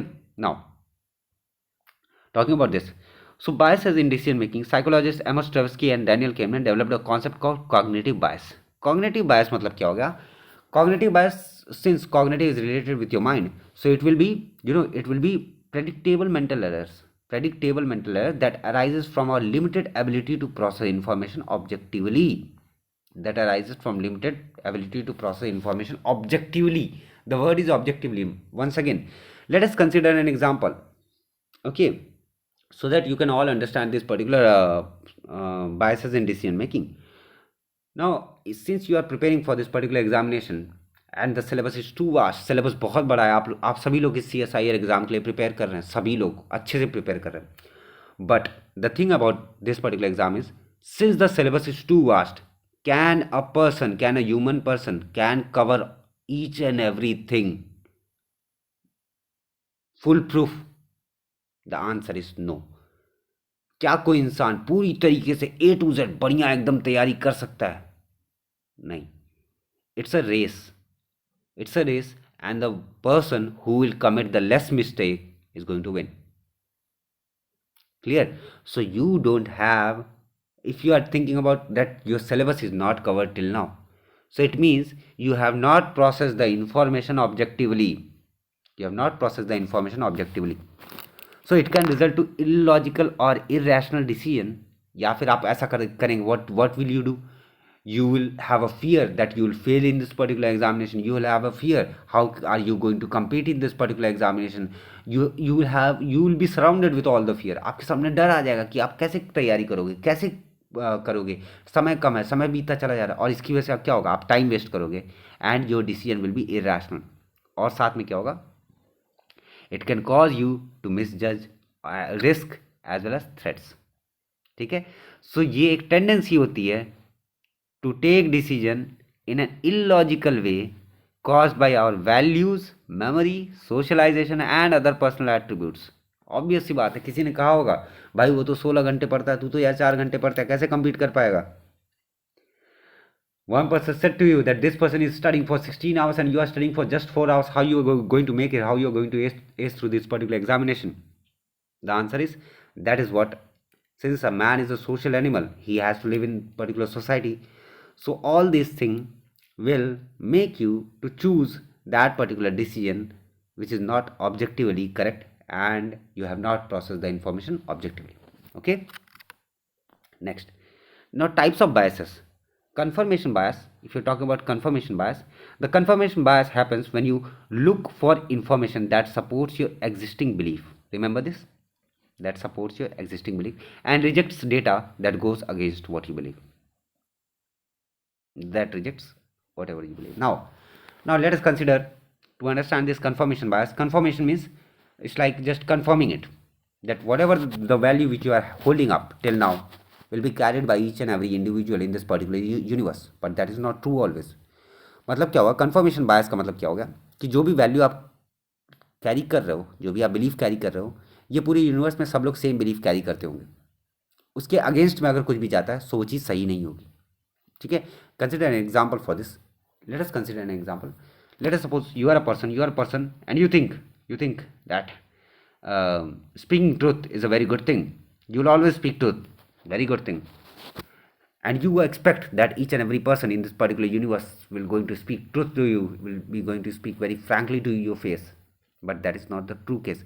So आपके दिमाग के हिसाब से आप क्या सोचोगे कि जो भी बंदा झूठ बोलता है वो क्या होता है, गलत होता है, बट ऐसा नहीं है कि he may be lying because of some situation or some of his beliefs or some other matter, but if he is saying something lie, it means what, it means for you, if you are confirmation bias, you will reject that particular person or you will reject that particular data because that is against your belief. Okay, now this can lead you to make a biased decision because you don't factor in all the relevant information, because you don't know about the person who is lying in front of you.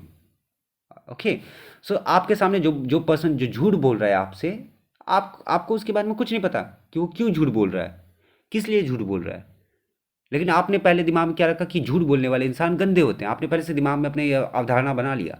सो इससे क्या होता है, इससे होगा कि जब भी आप डिसीजन ले हुए उस डिसीजन में क्या होगा, बायस हो जाएगी वो डिसीजन। बायस मतलब क्या होगा, एक तरफा डिसीजन, करेक्ट वर्ड यही आएगा बायस का, एक तरफा decision.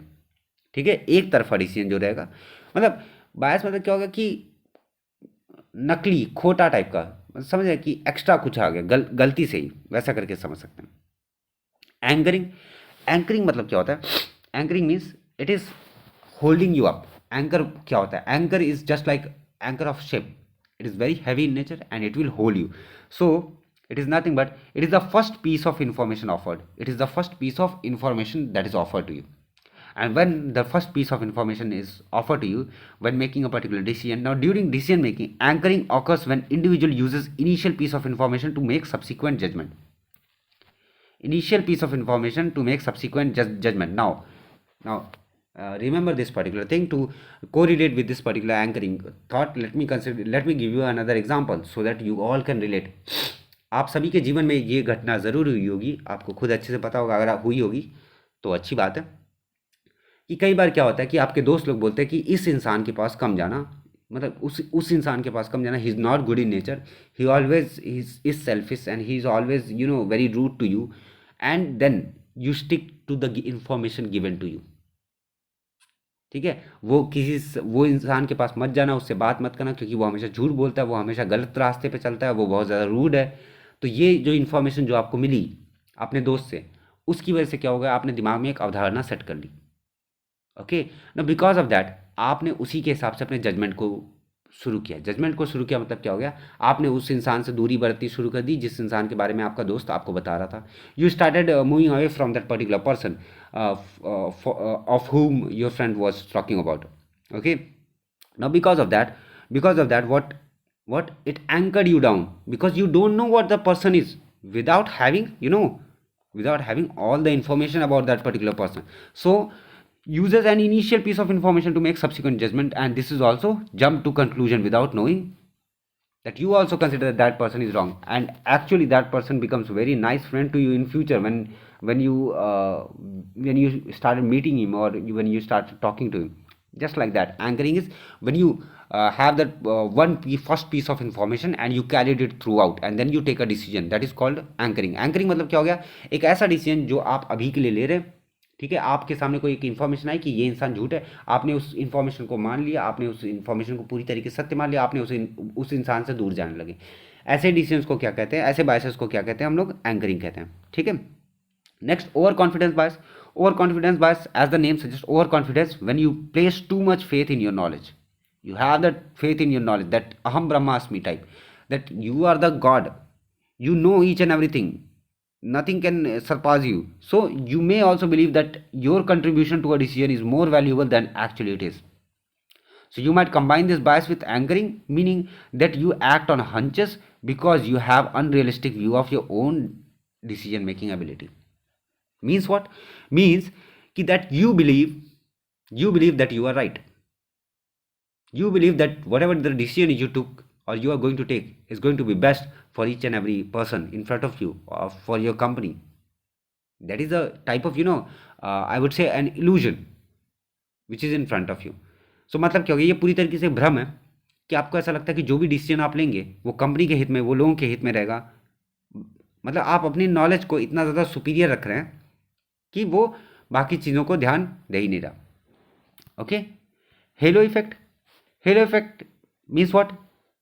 Person's positive traits to spill over from one area of their personality to another in others' perception of them.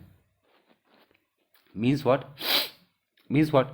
Let's read another line so that you all can understand. In other words, it's hard to believe that someone you like or trust in another context could be wrong now. It is called halo effect. Means what? Tendency of a person positive traits to spill over from one area of their personality to another in another perception of them. Means what? Means it is simple, that you are here, let us suppose another person, okay. Now for this, let us suppose this is you, this person is you, okay. Now this person is very good to you, he speak very kindly to you, he is very friendly to you, he give you money also, he give you phone also, and you guys are very happy together, and so on. Then you started developing a particular mindset about this person. आप इस ये इंसान कैसा है, ये इंसान आपका दोस्त है, हमदर्द है, ये साथ में रहता है, घूमता है, पैसे देता है, एंजॉय करते हैं, आप लोग बहुत अच्छे दोस्त बन चुके हैं। तो आपके दिमाग में क्या अवधारणा बनेगी? आपके दिमाग में यह अवधारणा बनेगी कि ये इंसान बहुत अच्छा है, ठीक है, ये इंसान बहुत ज़्यादा अच्छा है। नेक्स्ट, जब कभी भी किसी दूसरे इंसान से आप मिलेंगे और वो इंसान आपको बताएगा कि द पर्सन ए जिसके साथ आप मिल रहे थे ही इज़न्ट गुड, तो ये क्या होगा कि ये ऐसे जो होते हैं, in other words it's hard to believe that, it will be hard for you to believe कि जो इंसान आपके सामने इतना अच्छा था वो सच में इतना गंदा हो सकता है। आर यू गेटिंग इट और not? Means that someone you like or trust, this is you have liked the person A, okay, you like or trust in another context could be wrong. For this particular person it can be A, can be wrong also. That is halo effect. Okay, horn effect. Now someone's negative traits cloud your judgment of them or their ability. Means किसी ने कह दिया कि बेटा तुमसे ना हो पाएगा और आपने मान लिया, that is your horn effect, that is your horn effect. Means what? It is the opposite of the horn effect. Horn effect मतलब क्या होगा? व्हेन समवन्स नेगेटिव ट्रेट, ये sorry for this, it is opposite of the horn effect, छोड़ो ये गलत है यहाँ पर, sorry for this. Make sure करिए आपको जब मैं स्लाइड प्रोवाइड करूँ तो आप उसमें से हटा दीजिएगा, क्योंकि PDF पहले से डाउनलोड कर चुका हूँ, it will be hard for me to edit. Okay, so क्या है कि पहले से निगेटिव ट्रेट्स जो रहेगा वो आपके जजमेंट को क्लाउड कर देगा। गैम्बलर्स फॉल्सी के बारे में बात करेंगे। Gamblers falsies, what is gamblers falsies? Now what is a gambler? A gambler is a person. Gambler कौन होता है? जो जुआ खेलने वाला कौन होता है? जो पैसे लगाता है, हारता चला जाता है इस उम्मीद में कि वो जीतेगा कभी, है ना। A gambler fallacy is expect past event to influence the future. The longer the run, the stronger your belief will be. I will win the next bet. I will win the next bet. The longer he plays, the confident he gets. So can be that thing will change the next time. Okay, but in fact outcomes are really highly uncertain, because there is a very rare possibility that that person is going to win in a particular gambling situation. एक particular जुए में क्या होता है कि आप सोचते हैं कि अगले राउंड में तो मैं जीत जाऊंगा, अगले राउंड में तो मैं जीत जाऊंगा, अब मैं जीत जाऊंगा. बट आप ये सोचते सोचते आप पैसे लगाते चले जाते हैं. बट आउटकम्स क्या होते हैं? आउटकम्स अनसर्टेन होते हैं, कभी भी बाजी पलट सकती है. So the number of success जो आपको मिलेगी, जो you had previously, has little or no bearing on the future. ठीक है. Fundamental attribution error. Fundamental attribution error, what does that mean? It is a tendency to blame others when things go wrong. सबकी आदत होती है. So मतलब क्या? Fundamental attribution error. कुछ भी गलत हुआ ज़िंदगी में, पापा आपकी वजह से ये हुआ, मम्मी आपकी वजह से ये हुआ, चाचा ताऊ आपकी वजह से हुआ, बहन तुम्हारी वजह से ये हुआ, पापा, समझ रहे? जिस किसी को भी आप ब्लेम करते हैं अपनी सिचुएशन के लिए, that is your fundamental attribution error, and this is your bias in decision making. So instead of looking what you have done wrong, you started blaming other person. That is what your fundamental attribution is error. So you may blame or judge someone based on their stereotype or a perceived personality. Fundamental attribution error is a tendency to place blame on external event. मेरे पास अगर light रहती तो मैं पढ़ता, मेरे पास अगर बढ़िया laptop रहता तो मैं पढ़ता, मेरे पास अगर बढ़िया बुक, बढ़िया पैसा रहता तो मैं ज़्यादा अच्छा कोर्स ऑप्ट करता. What are these? These are your blame games which you play after each and every examination. Okay, that is called as fundamental attribution error. I hope जो हिंदी वाले हैं वो भी समझ पा रहे होंगे, कुछ उतना हैवी इंग्लिश मैंने बोली नहीं है. सो स्टीरियोटाइपिंग बायस मीन्स क्या? Stereotypes are assumption made about a group of a people. ठीक है, and are applied to individual irrespective of their personal characteristic. Each and every person knows. ठीक है, स्टीरियोटाइप मतलब क्या होता है? रूढ़ीवादी टाइप का. पहले से अज्यूम कर लिया गया, अजम्पशन बना लिया गया कि एक पर्टिकुलर इंडिविजुअल सही नहीं होते हैं या ऐसे होते हैं, irrespective of their personal characteristic. जैसे पुराने ज़माने में जो हमारे हिस्ट्री के टेक्स्ट बुक्स में लिखा था, वर्ण सिस्टम में डिवाइड कर दिया गया, जहाँ पर ब्राह्मण, Kshatriya, Vaishya, Shudra, these are the 4 varnas mention in the Vedic literature. सो वहाँ पर क्या था? The Shudras were the person who were not even when they enter into a particular village, they used to roll the drum. उनको ड्रम बजाते हुए अंदर आना पड़ता था गांव के अंदर में. किनको? शूद्र को.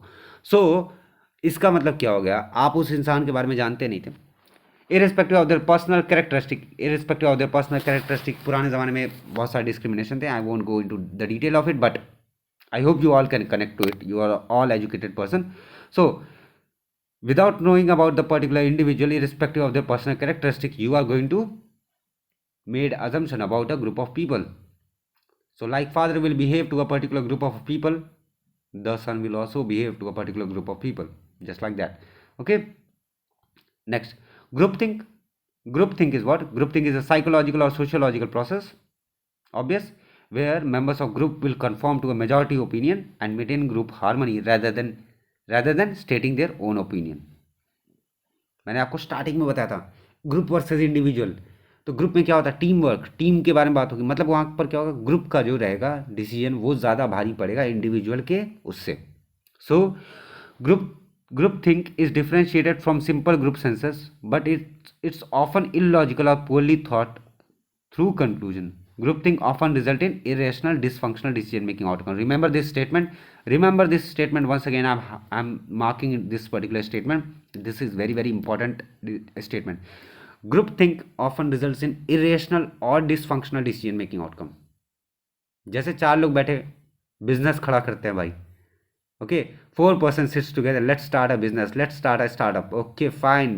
We are going to do this. We are going to do that. Yes. This is easy.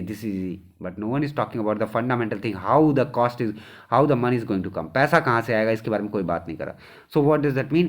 Groupthink often may result into irrational or dysfunctional decision outcome, but it doesn't always, will be better for organizational goal. Now, bandwagon bias is a form of groupthink. It is also a form of groupthink. Now, tendency is to form an opinion or take action because others have already done so. Sharma ji के लड़के ने कर लिया, बेटा तुम भी कर लो, है ना। ओके, सब लोग समझ पा रहे होंगे बैंड वैगन बायस क्या होता है। मतलब क्या, व्हाट डज दैट मीन कि one person has done it, so you have to done it too, you have to do it too. So here the tendency is to form an opinion or take action because others have already done so. The neighbor's son, the uncle's son has already done it. Why you are not able to do it? Okay, you all have faced this kind of situation in your life. So that is your bandwagon bias. The probability of you hopping on the bandwagon increases as others adopt an idea. Okay. Now, mere exposure effect is given by Robert Zasnox, Zazongs, whatever his name is. It's hard to pronounce the surname. So, Robert. So, the mere effect is familiarity principle. Familiarity principle मतलब क्या होगा, कितने आप उससे ज़्यादा जानते पहचानते हैं, ठीक है। ये कब होता है, when repeated exposure of individual to a stimulus object enhance his attitude towards it. Repeated exposure, remember this word, repeated exposure.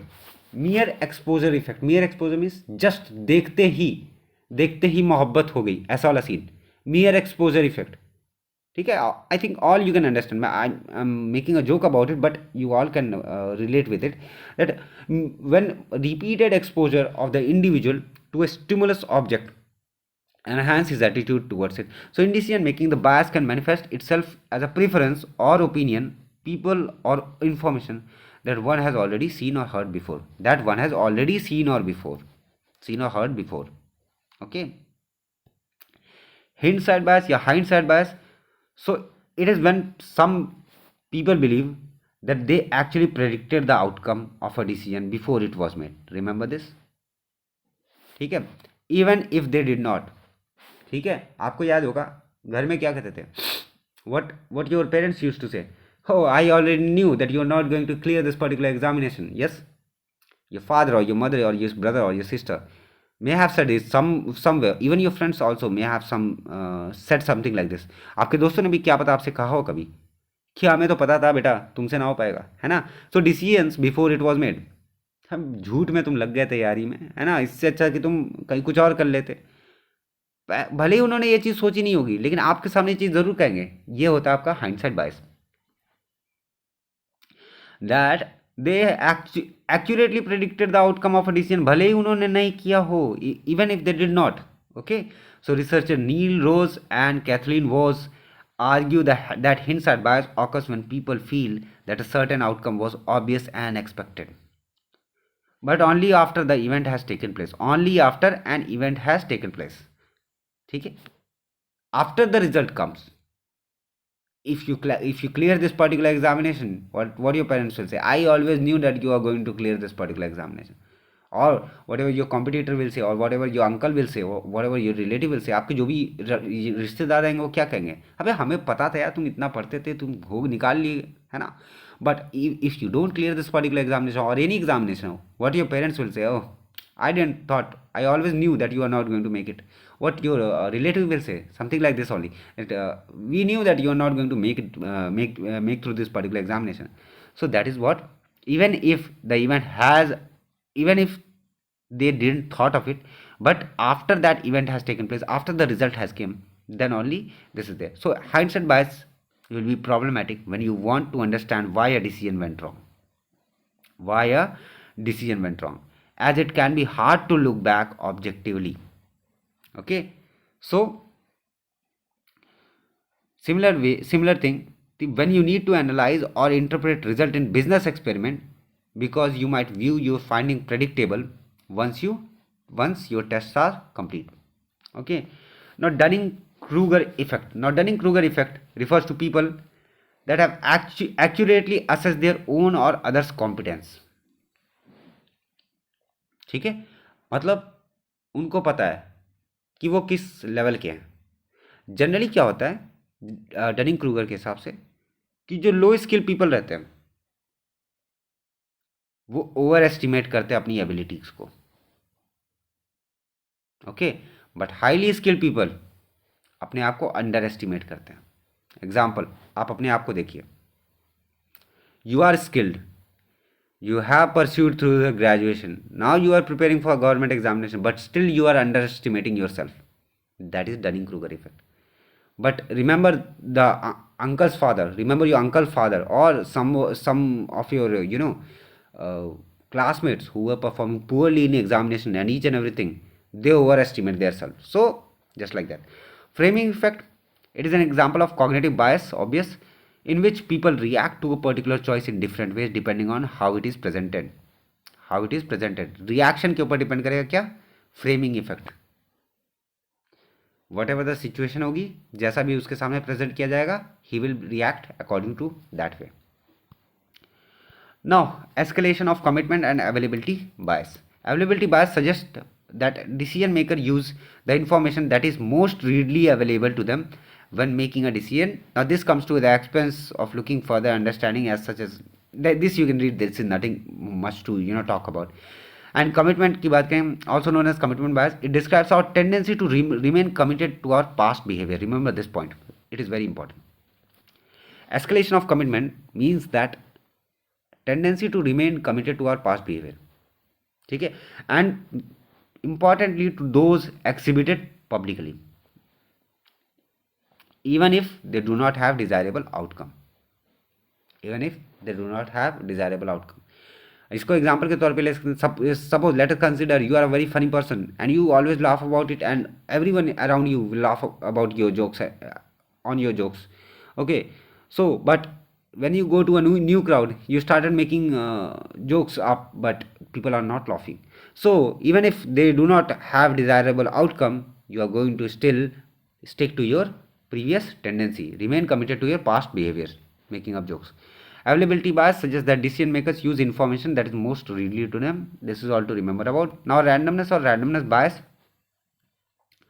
Now randomness error or randomness bias is nothing but natural tendency to see patterns in random data. Okay, now natural tendency means what? Natural tendency to see patterns in random data. मतलब देखा होगा आपने कि जो supporter sports team को, the supporter of a sports team feel that team von a match when he वोर a particular T shirt, है ना. जैसे कुछ आप स्टीरियोटाइप जैसा बन जाता है. Okay, so if he wore a particular thing, the India is going to score really well in this particular match. So that's something like that. So he then continues to wear it for every match. Okay, representative bias means what? When a decision maker wrongly compares two situations because of perceived similarity, or conversely. Wrongly compares, remember this word, wrongly compares. Now when he or she evaluates an event without comparing it to a similar situation. Now very important thing. Representative bias is something like when you compare yourself in another person. I'm just giving you an example. जब भी कभी आप compare करते हैं, या आपके parents या कोई और कंपेयर करता है, तो जब भी कभी कंपैरिजन होता है, whenever there is comparison between two person, you and someone else, आप और कोई और के बीच में जब कंपैरिजन होता है, उस कंपैरिजन का हमेशा क्या होना चाहिए? कॉमन बेस होना चाहिए. कॉमन बेस मतलब चीज़ें कॉमन होनी चाहिए. आपके पेरेंट्स कैसे, उसके पेरेंट्स कैसे, आपका बिहेवियर कैसा, उसका बिहेवियर कैसा, आपका व्यवहार कैसा, उसका व्यवहार कैसा, है ना. Each and everything should be on a common base. So the thing about representative bias is wrongly compares two situations. Why? Because evaluates an event without comparing it to similar situation, common base or similar situation. ठीक है. The decision maker believes that situation represents all of characteristic of the population, which is its. Now this is similar to the stereotyping. Okay, now this is the last page, so thank you for bearing up with me. It's already been 2 hours. Okay, so selective perception means what? This is a tendency to see a particular situation. Selective perception, chosen perspective it will be. Now this is related to teams based mentality. Okay, now team based mentality means what? A group of people will say something and you just conform to it. It is just like that. So we see all the situation or issues through a common lens that influence our ability to understand alternative or conflicting points view of the alternative. Self-serving bias is means that you are just self-serving, means it is up to the individual only. So this one tendency to attribute the positive result of a decision or situation to one's own action or decision, Okay, now this can cause the inability to accurately assess or affect a situation through decision making. Just this. Okay, now first of all, those students who have been through these all 2 hours with me, thank you so much for being here. Okay, and sorry for putting up so long lecture. I never took 2 hours, but since the time is very limited, I don't want to you to waste your time. Okay, so if you really listen to all this lecture about this particular decision making, please make sure to hit the like button. Okay, share it with your other friends, and if you are new to my channel, please make sure to subscribe it. Once again, I would request you that if you want the MCQ to be dealt in next class regarding the theory portion, please comment it down. Please comment it down. I will bring it up to you. Till then, make sure that you are preparing whatever the subject which you are preparing, make sure that you prepare it well. Revise it daily. Okay, and just practice a lot. Don't think about anyone else. किसी के बारे में मत सोचो मेरे भाई, बस अपना काम करो, जो हाथ में काम है, just do that particular thing. जितना रिसोर्सेज है मोर देन इनफ है. जितना रिसोर्सेज ढूंढोगे और रिसोर्स मिलता चला जाएगा. मत करो वो सब काम. रिसोर्सेज ढूंढने का टाइम चला गया. नाउ जो कुछ भी आपने पढ़ा है उसी को बार बार रिवाइज करो. वही आपके लिए बेनिफिशियल रहेगा, वही आपका एग्जामिनेशन टाइम में हेल्प करेगा. Okay, so once again thank you so much. अगर आप 2 घंटे तक टिके रहे मेरे साथ, and please make sure to hit the like button, share with your friends, subscribe to my channel, and once again thank you so much for giving me your love and support. मिलते हैं next video में. तब तक के लिए जय हिंद, जय Bharat. Have a very happy preparation, and in case of any doubt also please feel free to comment it down. Okay, thank you so much.